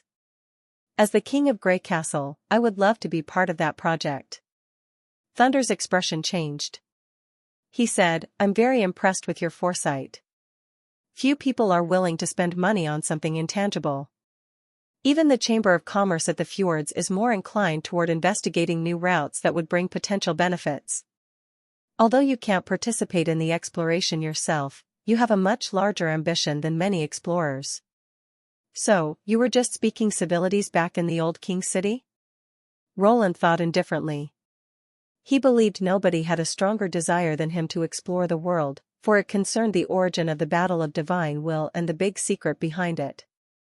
Anyway, let's board the ship first. Roland smiled and changed the subject. Since you're here, I'll show you around. That would be great, Your Majesty. Thunder grinned. Since Roland had no reference or precedent, the steel ship was a nondescript as it adopted different features of various classic ship models. Its front end resembled an ironclad, the bow of which slightly leaned outward, with an emblem underneath the waterline. The middle part of the ship was broadened to help the vessel maintain stability in severe sea conditions. The rear was flat like a modern ship. The total weight of the vessel was about 2,500 tons. Roland had once attempted to incorporate some new and unusual technologies, such as a bulbous bow and a fin stabilizer, into its design to optimize its performance. However, a bulbous bow should be crafted separately based on the design and the speed of the ship, whereas a fin stabilizer required complex mechanical linkage to adjust its angle. In consideration of the time limit and the practicality of the project, he had abandoned these pursuits that apparently exceeded the abilities of the current technologies. Nevertheless, it did not mean that this was an enlarged version of the Roland, the shallow water gunboats. The steam turbine assembled by Anna alone was beyond the scope of Thunder and his party's understanding. Apart from that, it was the first time that a wind-up telephone was used for communication. Several telephone lines connected the command room, the machinery room, and the watchtower together. Compared to an on and off acoustic tube, the telephone worked much better. The captain could hear reports from various parts of the ship clearly with the telephone despite the loud noises of the sea. It was also worth mentioning that the wind-up telephone was equipped with a bewitched mini Dawn battery that could last long enough to complete a prolonged trip. "This is incredible." After the tour, Thunder exclaimed in the bright, spacious tower bridge. "It doesn't look like a ship to me but a moving castle above water." Roland was amused at how fast Thunder had changed his thoughts of the ship. He said, "How about it? I didn't let you down, did I?" "No, Your Majesty. I'm flattered." The explorer did not conceal his contentment at all. "She's the most beautiful ship I've ever laid my eyes upon. It exceeds my expectation from every aspect. I feel I can rule the whole swirling sea with her." "Don't rush to a conclusion yet." Roland waved his hand. "To be completely honest, I know nothing about shipbuilding. Therefore, it's just a very complicated machine at the moment and not a real ship yet. It all depends on how she performs in the upcoming test. You have to provide me with a series of statistics, including her speed, stability, your crew number, the quantity of your food, etc. If things go well, you'll be able to set out for Shadow Sea after the months of demons this year." "No, nothing?" Thunder clucked his tongue. If the old craftsmen at Fjords hear you say this, they would plunge into the sea out of mortification. "By the way, if you can build such an amazing steel ship while knowing nothing about shipbuilding, what would you build if you did know something?" "You'll get the answer to that question tomorrow." Roland left Thunder in suspense. "Enjoy the feast tonight first." The castle hall was alive with flickering lights as night descended. Stones of light that emanated a soft and steady glow replaced candles. The old long wooden table was replaced with a round one covered with white cloth. Wine glasses were replaced with a champagne tower. The band started to play violins. Ever since the treasure of the city hall had been filled with golds, the whole city had been freshened up and taken on an entirely new look. Even banquets had started to adopt the extravagant style of those in the old king's city. Most guests were prominent figures in Neverwinter and other cities of the Alliance. The Witch Union was, of course, invited like they were every time. "The man next to His Majesty is an explorer from your native town?" Lorgar cast a glance at the man with some interest and then turned to Lightning. "Aren't you going to talk to him? His name is Sander Flyingbird, right?" The little girl shrugged and fed the pigeon hovering above her a slice of grilled mushroom. "I've never heard of him, so he must be a nobody. I have nothing to say to him. You don't know that there are numberless explorers at Fjords, most of whom are captains who only had a couple of long voyages. They didn't even experience hurricanes or huge waves." Lightning paused for a second and then asked, "By the way, why do I not see Mystery Moon yet? Didn't she say that she wanted to have a competition with us, the exploration group? But a person that the chief receives shouldn't be a man of normality, like me," Lorgar thought to herself while wagging her tail. "Perhaps he's got some information about your father." After Lorgar joined the Neverwinter exploration group, she learned more about the other two members' backgrounds. "I agree, Koo." Maggie chimed in. "It doesn't hurt to ask, Koo." Lightning twitched her lips indifferently. "Since you insist, I'll go and say hello to him." Chapter 956, Thunder and Lightning. Although Lightning promised to go talk to the explorer, she did not have high hopes. Roland also knew that she was seeking Thunder. If he had heard anything, he would have told her. Since he had not, it was most likely that the explorer knew nothing about it. But anyway, she would do what Maggie and Lorgar had suggested so she could put their minds at ease. Lightning walked up to the explorer but frowned immediately when she got a close look at the person. She was shocked by his florid fashion style.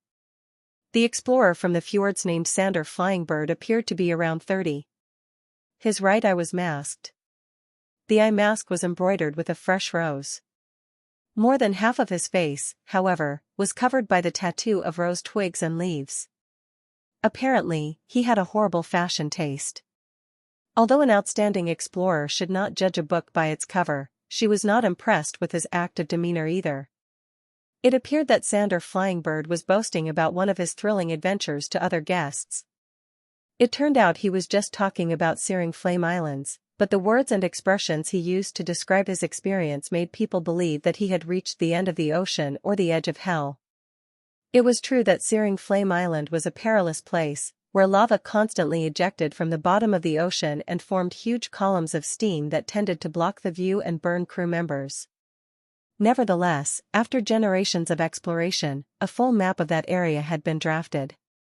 Adventurers simply needed to follow the correct route and enter the island at a right time in order to avoid the dangers. She had visited the main island of Searing Flame Islands, Flaming Mountain, with her father when she had not even reached the age of 10. For the people of the fjords, they only considered those who discovered new sailing routes, islands or relics as explorers. Since there were thousands of islands scattered around the swirling sea, a lot of people called themselves explorers. There were huge differences among them in terms of skills, experience, and abilities. There were very few people who, in Lightning's opinion, could sit equal with her father, and Sander Flyingbird was obviously not one of them. She instantly lost interest in him. While Lightning was hesitating, someone suddenly held her hand. She looked up and found it was Aunt Margaret. "Good timing, little girl." The female merchant beamed at Lightning. "Let me present Mr. Sander to you. He's an explorer from Twin Dragon Island and also the chairman of Dragonhead's Chamber of Commerce. He's also one of your father's admirers." "I've already known his title."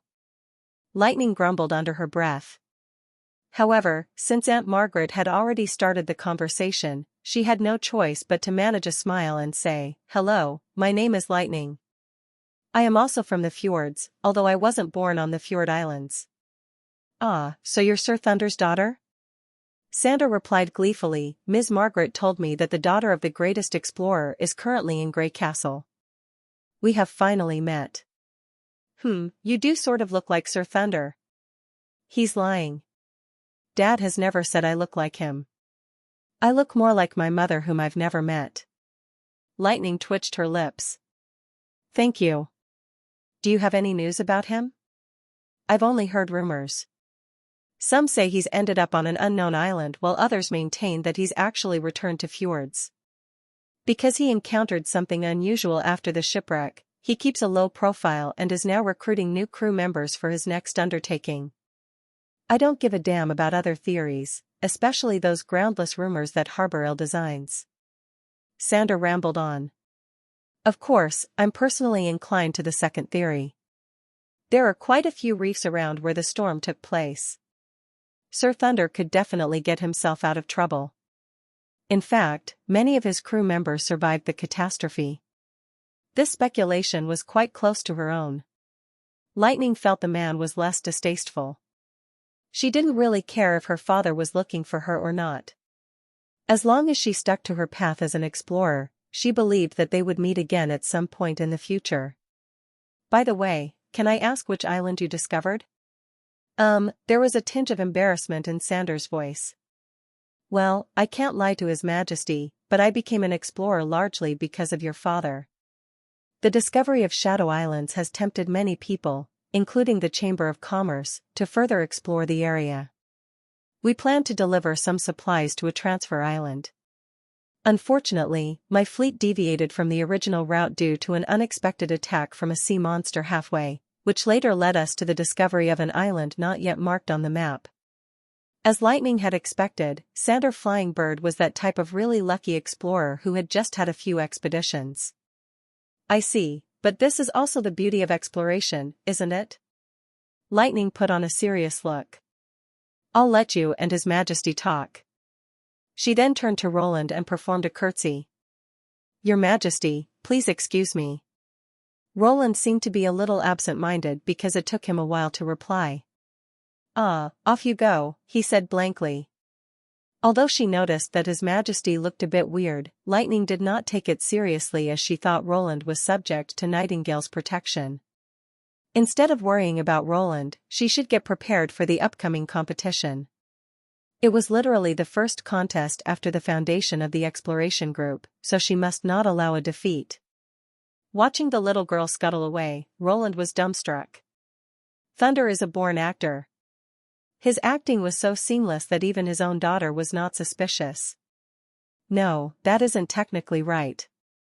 If he had not known that the person in front of him was Thunder, he would have never associated with the Sander flying bird currently standing right next to him with the person who had gotten off the ship.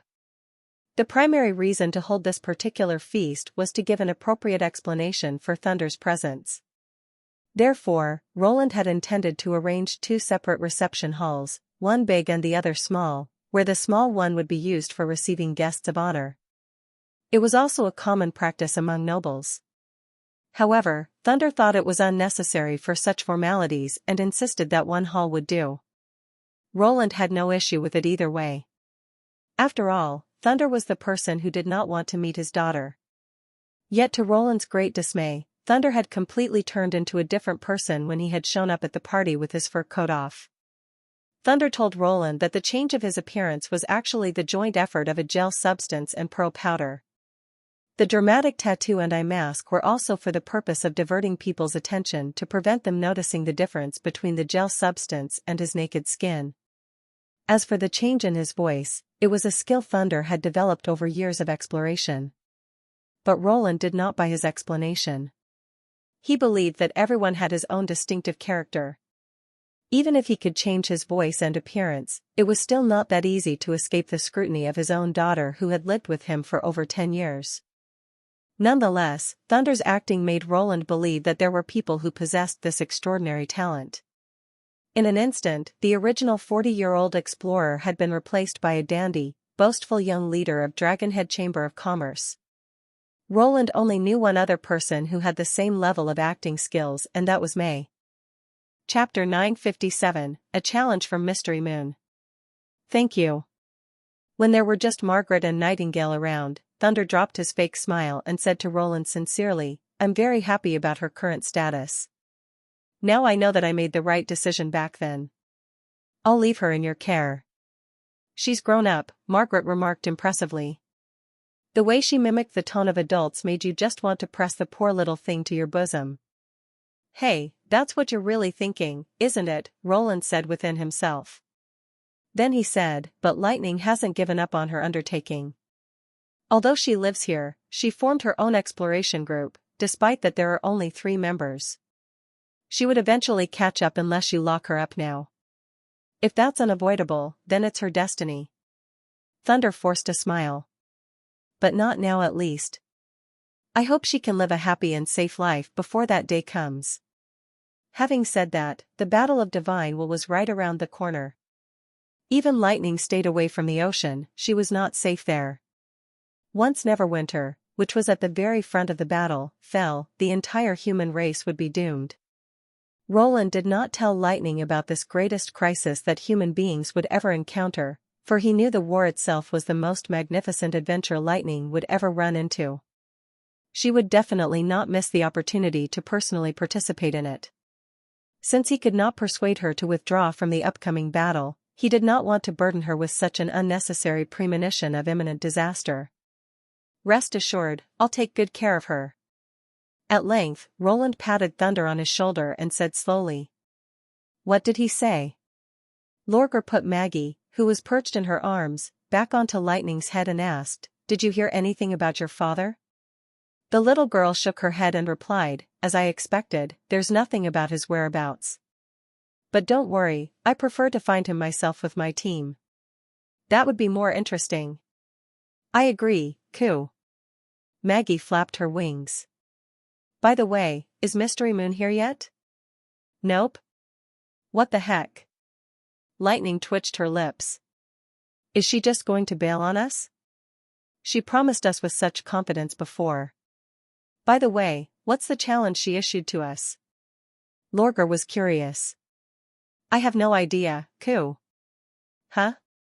"We, the exploration group, are ready to accept any challenge, no matter what they are," Lightning said triumphantly.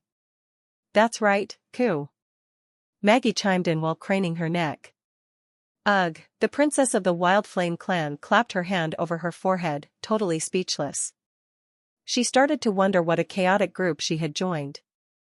Sorry, I'm late. Just then, they heard Mystery Moon's voice coming from behind them. Lorgar turned around and saw Mystery Moon and Lily trotting toward them, followed by Summer and Sharon. I thought you weren't coming. Lightning folded her arms. Why wouldn't I? Mystery Moon cried. I was just tied up with some investigation work. This is also a necessary step for the contest to run smoothly. All right then. Lightning shrugged indifferently. Now can you tell us what the contest is? Of course I will. However, before that, I'd like to introduce my team first. Mystery Moon opened her arms and pushed the other three girls forward. I announce that this is the date for the official establishment of Neverwinter Detective Group. These are the new members I just recruited. Huh? Detective Group? What's that, Koo? No, I'm not a member. The witches reacted differently to the remark. Lorgar and Maggie both stood stupefied, having no clue as to what was exactly going on, whereas Summer and Sharon were clearly confused. Lily, on the other hand, yelled in annoyance. It was His Majesty. His Majesty. Mystery Moon explained hastily. Wendy told me that His Majesty knows that we went to the academy to investigate the arson. He then taught me this word, which means uncovering the unknown and searching for truth. In addition, he gave me a special title as well. Really? Lightning looked incredulous. You can ask Wendy. I remember it's called front load washing machine. Mystery Moon scratched the back of her head. But Wendy doesn't know the exact meaning either. Searching for the truth of a crime, Sharon muttered ponderously. If it helps with the security of Neverwinter, I'd like to be a part of it. Would there be any problems if I join? Summer pointed to herself. Miss Nightingale said I'm already a member of Security Bureau. It would be fine. Mystery Moon gave a thumbs up. Lightning also needs to scout for the First Army from time to time, doesn't she? As long as we put priority on His Majesty's orders, there shouldn't be a problem. Sorry, but please don't count me in. Lily rolled her eyes.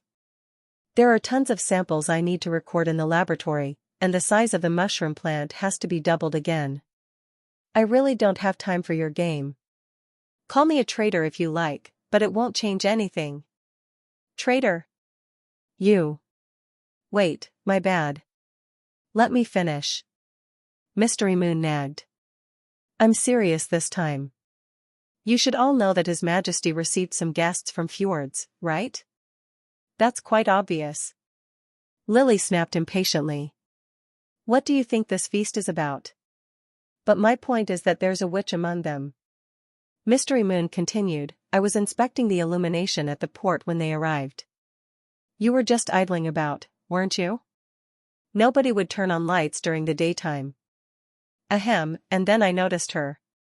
Mystery Moon ignored the blatant flaw that Lily had just pointed out in her story and said, I've heard that the Fjord people will be staying at Neverwinter for quite a few months, and this includes the witch. So, she'll be the very subject of our contest. Oh, really?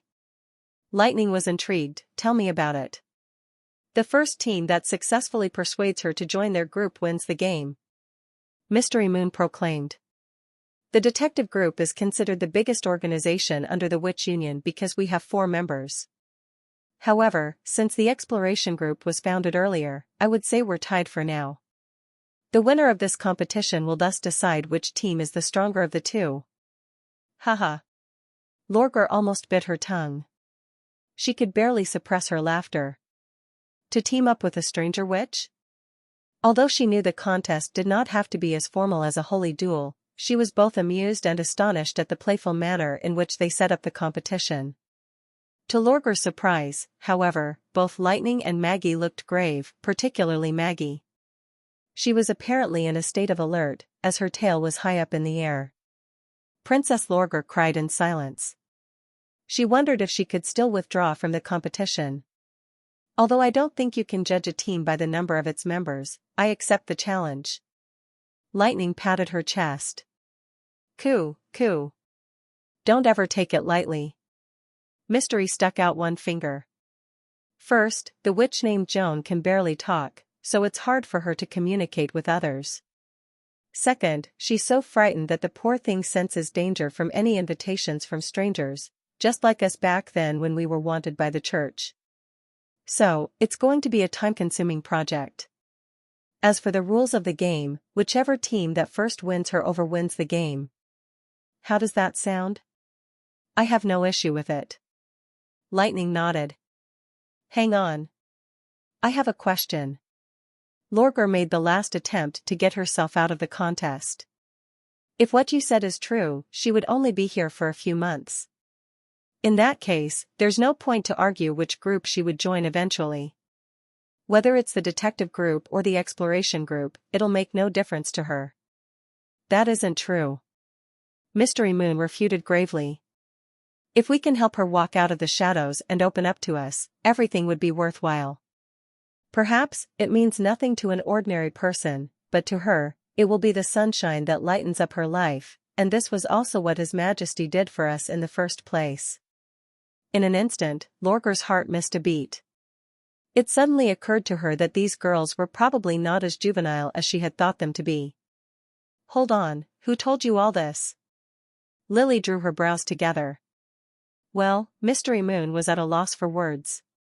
Did you? She cast a suspicious glance at Mystery Moon and then at Summer before she uttered an exclamation of surprise. Did you ask Summer to use her ability to eavesdrop on His Majesty?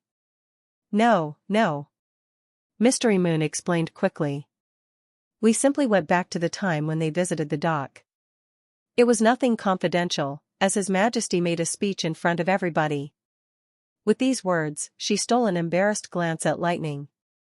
I swear in the name of electromagnetic power. You were way over the line this time. I'm going to report to Wendy. Trey, no, I swear I'll never do it again. I don't trust you. I'm serious. You always lie to me. If I lie to you again, I won't have any more chaos drinks. Hey, don't go.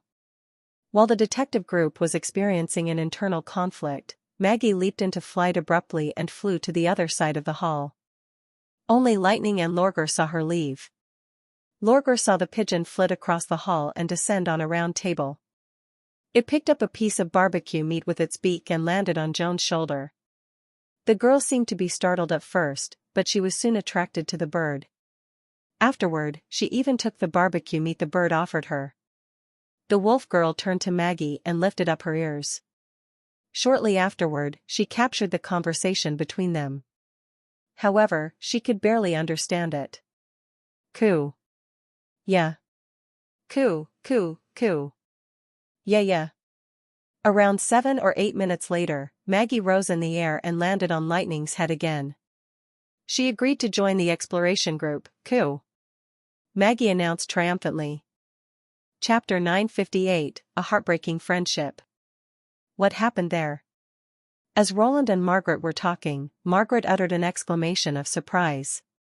What's Joan doing? Roland also noticed the commotion on the other side of the hall. He saw Margaret's witch friend leave her spot and, escorted by her maid, slowly walk toward Lightning and the other witches. Maggie, on the other hand, was flying back and forth, seemingly delivering messages for her. At first, Joan was so nervous that she clung to her maid the whole time.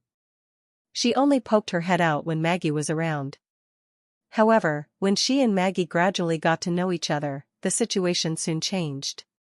She not only started to talk to the witches but even reached out her hands to touch Lorgar's ears and tail in a gentle manner.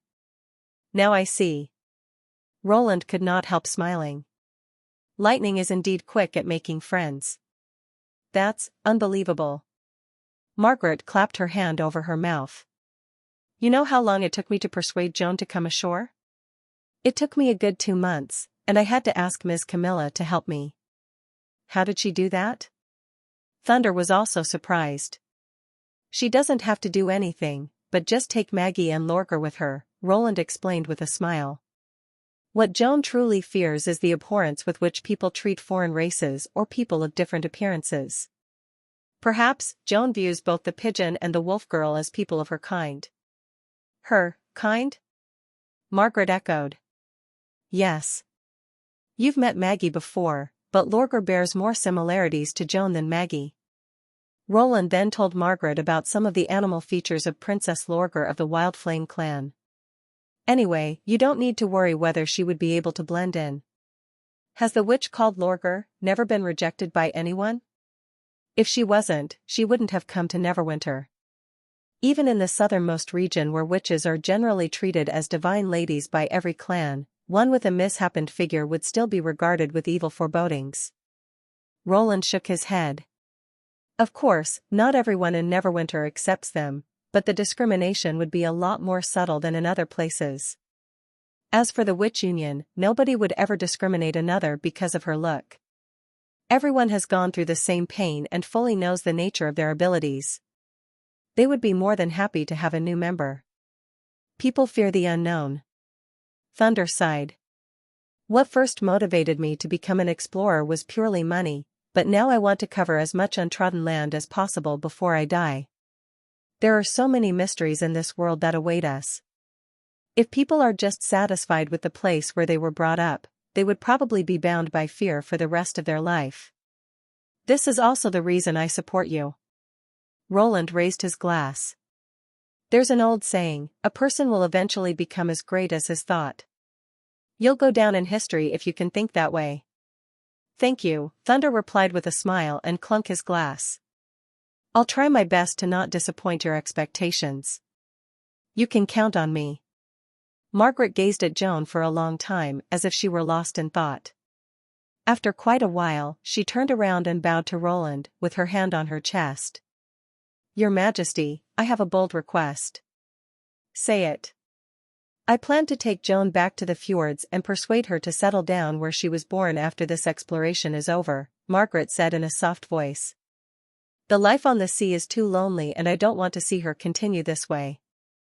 But now I changed my mind. Margaret paused for a second and then asked, Your Majesty, can I entrust her to you? You want her to stay in Neverwinter?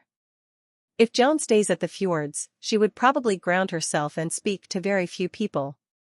But she can make some true friends here. Margaret nodded. She left the ocean, which she is so used to, and followed me here. I don't want to fail her trust. I truly feel nowhere is more suitable for her than Neverwinter. That's not a problem. Roland smiled faintly. This is exactly what the Witch Union was founded for. Now that I have your promise, I'll fully trust you on the matter. Margaret dipped in a curtsy, relieved. Lily returned to her bedroom, yawning, and hung her wet towel on the rail. When she was about to read the biology book before going to bed, she heard Mystery Moon mutter behind her. We lost, we lost, we lost. Lily rolled her eyes, pretending she did not hear the repetitive mumble, and opened the book indifferently. The murmur, as she had expected, grew louder immediately. The detective group lost, the detective group lost, the detective group lost. Are you done or not? Lily felt her temples throbbing. She sat upright and yelled, Can't you just go to sleep? But we lost.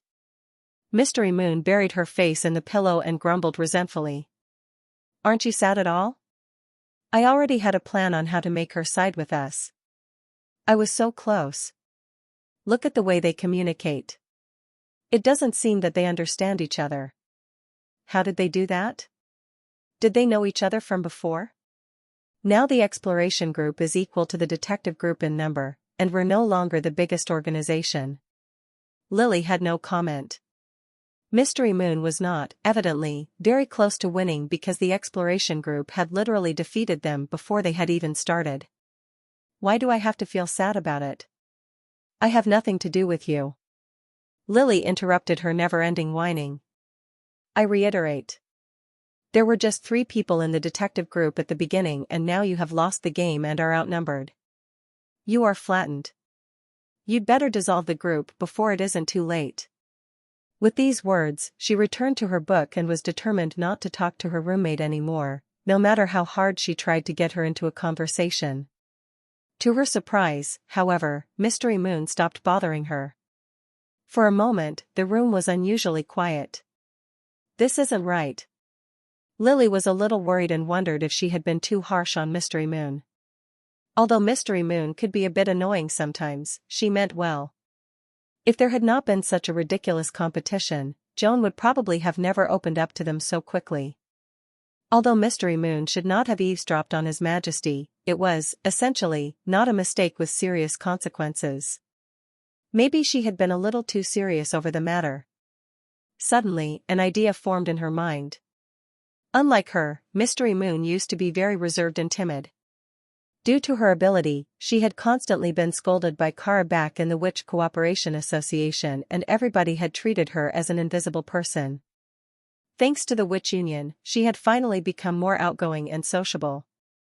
Lily wondered whether her reproach would make Mystery Moon slip back to her old ways and sink into a state of dejection again. At this thought, Lily regretted yelling at her so severely. She swallowed hard and slowly turned around, about to apologize. But she was met with a $10 note in her face. Mystery Moon was standing behind the bed, arms out. She thrust the note right under Lily's nose. What were you doing? Lily was frightened. I beg you not to leave the detective group. I'm willing to offer you a bottle of chaos drink in exchange. Mystery Moon screwed up her face. If you leave, there's not a single chance for the detective group to turn the situation around. I already said I'm not one of you. Can't you listen? Lily clapped her hand over her forehead, speechless but at the same time relieved. She was happy that Mystery Moon was not as fragile as she had thought. After a long silence, Lily took the $10 bill from Mystery Moon. You agreed? Mystery Moon's face lightened up. No. Lily tapped the desk. I have many things to deal with and have absolutely no time to play games with you. But I can give you a hint as a return for your $10 note. I can also give you my counsel provided that it won't take up my work hours. At least, my advice would be much more practical than befriending some random witch. What hint? I'm not the right person to help you expand your team. Not everyone in the Witch Union is as busy as Soraya. You can turn to those idlers. Lily felt guilty for selling out those witches and muttered an inaudible sorry under her breath. Think about it. Who else helped you find the clues in the arson of the academy? Do you mean Evelyn? No, I can't ask her. Although the group activities won't take a lot of time, she still needs to manage her own tavern. Not her. Then Amy? Mystery Moon looked hesitant. But she isn't from Grey Castle and she has her own companions as well. Isn't that even better? Once she joins the detective group, all the other witches from the kingdom of Wolfheart would follow. Lily counted on her fingers. Annie can be busy, but neither Hero nor Broken Sword is.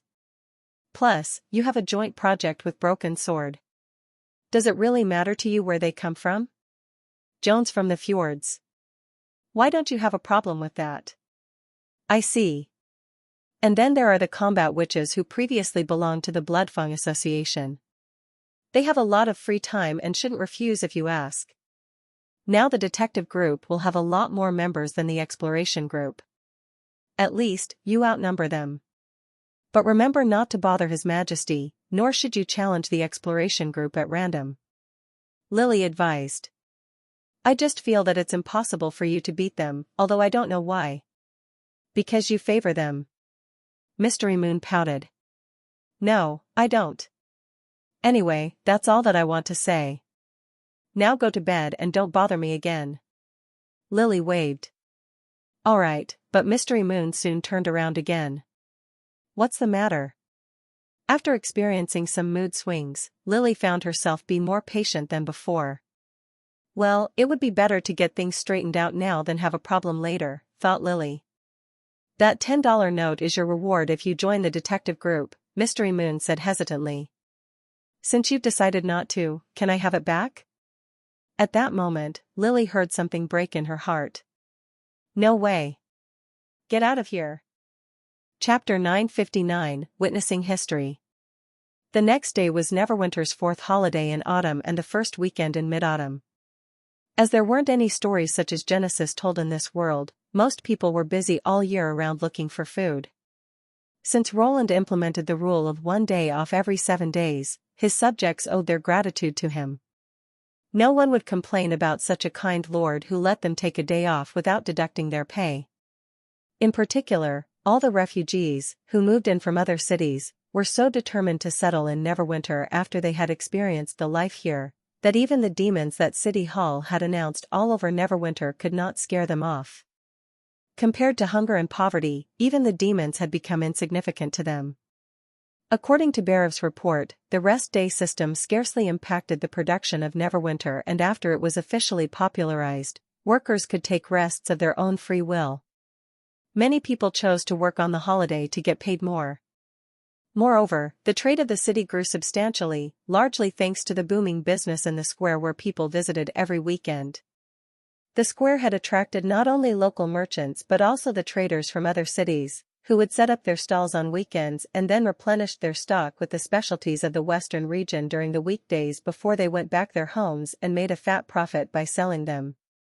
With more concrete boats put into use, the goods circulated much faster in the market with a cycle time shortened to just weeks, which was something beyond imagination a year ago. In the past, the nobles and dealers in the inland cities, such as Redwater City, could only eat pickled fish, yet now refrigerated fresh fish shipped from shallow port was able to be served at their dinner table. In light of that, Roland decided to set the activities, like important speeches, demonstrations, and all kinds of commendation ceremonies, on rest days, trying to take advantage of people's shopping habits to further boost trade. As the goods were sold and the deals were made, he could collect more taxes, which would certainly make up for the wages he paid to his people on rest days. In summary, it was a move that served multiple purposes. This weekend was no different. Under the cloudless sky, the last hint of the warmth of summer mingling with the cool breeze of autumn had created another perfect day for people to go out.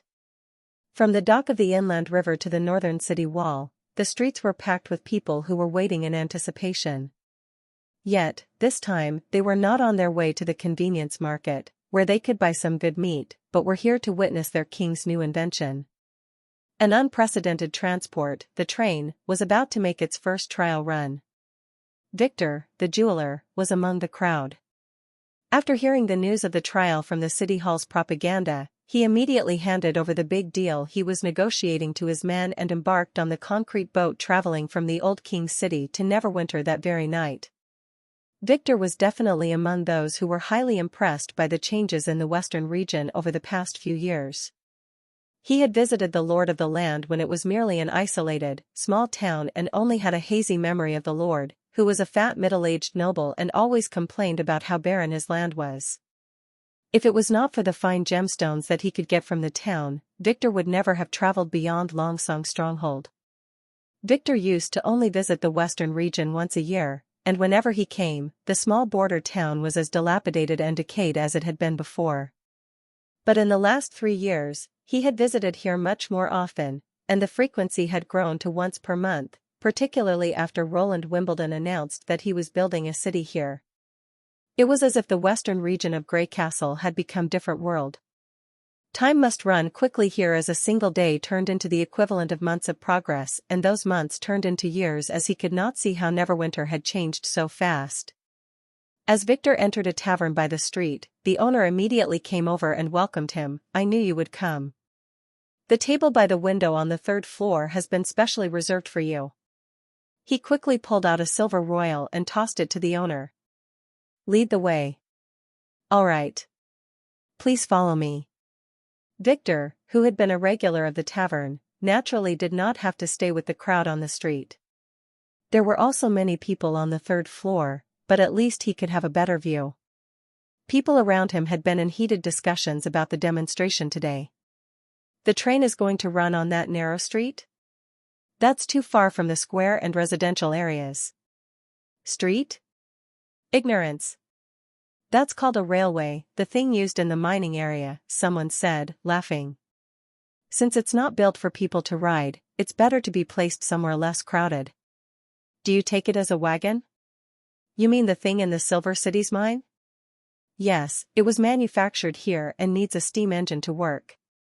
Victor could not help joining the discussion. I've seen the cart driven by the steam engine. Its great advantage is that it is immune to different terrains. But if it's put on flat ground, even mules are able to replace it. So I don't think it works as simply as you said, or the city hall wouldn't call it an era-defining transport. Perhaps it's only a stunt, a man murmured. Go away, the people around the man cried immediately. Is this your first time in Neverwinter? King Roland never boasts. The man looked unconvinced and wanted to argue but was abruptly interrupted by a loud whistle from far away. Woo! It's coming. The atmosphere of the room went wild. Everyone looked out of the windows and stared unblinkingly at a small street near the castle district. Some of them even took out telescopes. Victor also looked at where the sound came from. A long and black beast appeared behind the houses, coming slowly in sight. It was huge, and above its two wheels was its head that looked like a metal pail, on top of which there was gray smoke pumping out, just like a working steam engine. A wagon ran alongside the head of the train, drawn by two horses, moving as fast as the train, as if the two were completing. However, since the wagon was laden with ore, the driver of the cart must keep whipping to drive the horses forward, and every step the horses took was strenuous. If the hub of the wheel was not iron forged, the wagon would have collapsed already. As the full exterior of the train was revealed, Victor, despite himself, felt the hairs on his back stand up. Carriages, one after another, followed the head of the train. Each was 4 or 5 times larger than the wagon and laden with ore. In terms of volume, one carriage was almost on a par with a cargo sailing ship on the inland river. The point was that the train contained more than one carriage. For a moment, all the audience exclaimed with admiration. 4, the 4th. The 5th. There can't be more. My God. The 6th. There's more, the 7th.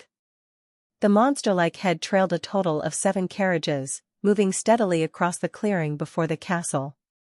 Now Victor found the answer to his question. There was a big difference between a steam engine that was fixed in the entrance to the mine to power the carts and a steam engine that could move independently and freely. The latter could carry goods to wherever the railway stretched. The weight would no longer be the bottleneck of land transportation.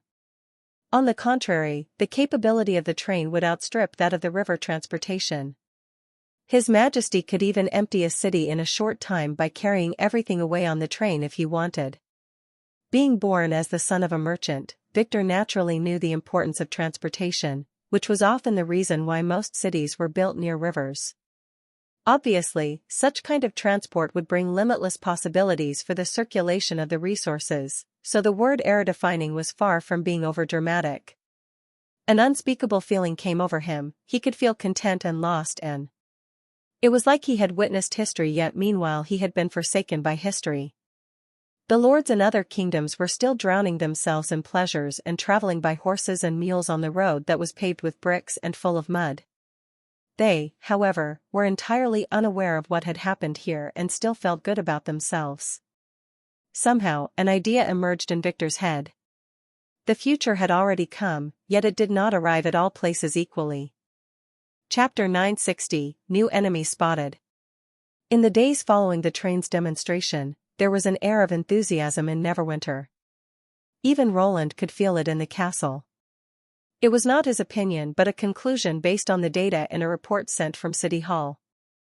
Barev held the report and said, filled with joy, "The applications for citizenship we've received in the past 3 days are 60% more than that of normal times, and half of the applicants, about 725 people, had just moved in less than 2 months ago. In other words, it only took us 3.5 months to get the number of applications that should have taken us 5 months to collect. The number of applicants decreased slightly after the demon's attack, but now it not only offsets the difference, but also shows a surge, which means that we don't need to worry about people's concern over the demons anymore. Your Majesty, the demonstration is a huge success." Since Roland introduced the data statistics and comprehensive analysis to the management, the City Hall director started to put numbers in his report. As time went on, more numbers were adopted and went into detail. It seemed to Berev that no conclusion could be brought forth without comparing data. Besides, he also invented some formulas for analysis, and one of them was called period between the arrived and the settled. Berev explained that the formula showed how determined the migrants were to become the citizens of Neverwinter. After the identity card was added in the city's rules, any refugees who wanted to be an official citizen had to come to the city hall and submitted their application. Generally, one who had any specialties or a permanent residence would be eligible. In addition, the applications from people who had passed the examination of City Hall and had no bad records would be accepted by City Hall as well. The newcomers, in spite of themselves, started to look forward to the card. In addition, because they made livings in different industries, it took them different periods of time to be able to afford a down payment. Hence, Berev tried to calculate the average period of time those people spent, and in his opinion, the shorter the period was, the more loyal the people were to their king and the more faith they had in the new king's city. However, Roland took a different view of that conclusion. He never trusted the loyalty of strangers. They might have real faith, but ultimately, they cared more about whether their own welfare was secured. At any time, it was reasonable for anyone to side with the stronger, so showing the strength at the right time could significantly increase the cohesiveness of the people. The train was a good choice. Even though most people did not know what it really was, the overwhelming feeling that the huge size, the hundreds of tons of weight, and the roar of the cylinder had brought to them was unmistakable. Even Thunder was awestruck by the train when it ran through the railway near the castle district in an unstoppable way. Unlike ocean transportation, the weight of goods had always limited the land transportation, yet the train would apparently break that barrier. Thunder even joked that when he was too old to have any more adventures, he would move his whole family to Neverwinter, where the life was also a kind of adventure, for there were so many new things emerging all the time. If the train could amaze the most famous explorer in fjords, then its shock to the common people was beyond expression. Where else could they find a place so promising? Berev continued, also, we've received invitations from many merchants, some of which come from the chambers of commerce in Redwater and Silverlight. They've eagerly begged an audience. I think they want to know more about the train. Refuse them all, Roland said, smiling. The train is not for sale at present, and they can't afford it even if I was willing to sell it. But you can promote other goods to them, like the first and the second generations of steam engines retiring from the mining area. Neverwinter was not the poor border town any longer, and not all chambers of commerce were eligible to be received by Roland. For those who did not have a special association with him, the city hall director would be enough to handle them. I see. Berev touched his beard and said. Since the people were in high spirits, how about carrying out the new reserve force system? Roland changed the subject. Berev nodded. No problem, I think. But, Your Majesty, do you really think the war would go that badly? It's just in case. In a war that determines the fate of all human beings, shouldn't we take it more seriously? After Roland returned from the war, he had ordered the general staff to draft the new reserve force system. It mainly contained two parts, military education and training, and expanding the reserve force. Military education and training would be introduced into the primary education in order to train the students' basic awareness of discipline and knowledge of fighting. Expanding the reserve force would be carried out without interfering with the production. During the progress, the people would be trained in batches with all kinds of fighting skills. It could be regarded as a sort of militia. Since the new military system was mandatory, it would not be more appropriate to carry it out at the moment when the people were enormously enthusiastic. Once the system began, Greycastle's military would become an organism that would be able to heal itself. That meant when the front line lacked men, the rear was able to send backup soldiers without any delay, while in the past, every batch of recruits had to run through 2 or 3 months training all over again before they were qualified. Roland planned to recall the Second Army, which had been turned into reserve troops, to Neverwinter, because the threat from the Timothy and the church had been lifted in the Longsong district. In addition, the previous two-pronged attack had reminded him of the necessity to set up a second army. When the Battle of Divine Will broke out, he did not need to personally march an army on the front line. Meanwhile, you can start preparing for the next military conscription, Roland commanded. When the months of demons end, I want to see the soldiers in the official troops exceed 10,000 men, whose equipment was also well matched. Do you understand? Yes, Your Majesty, Barav promised without hesitation. Good, you can leave now.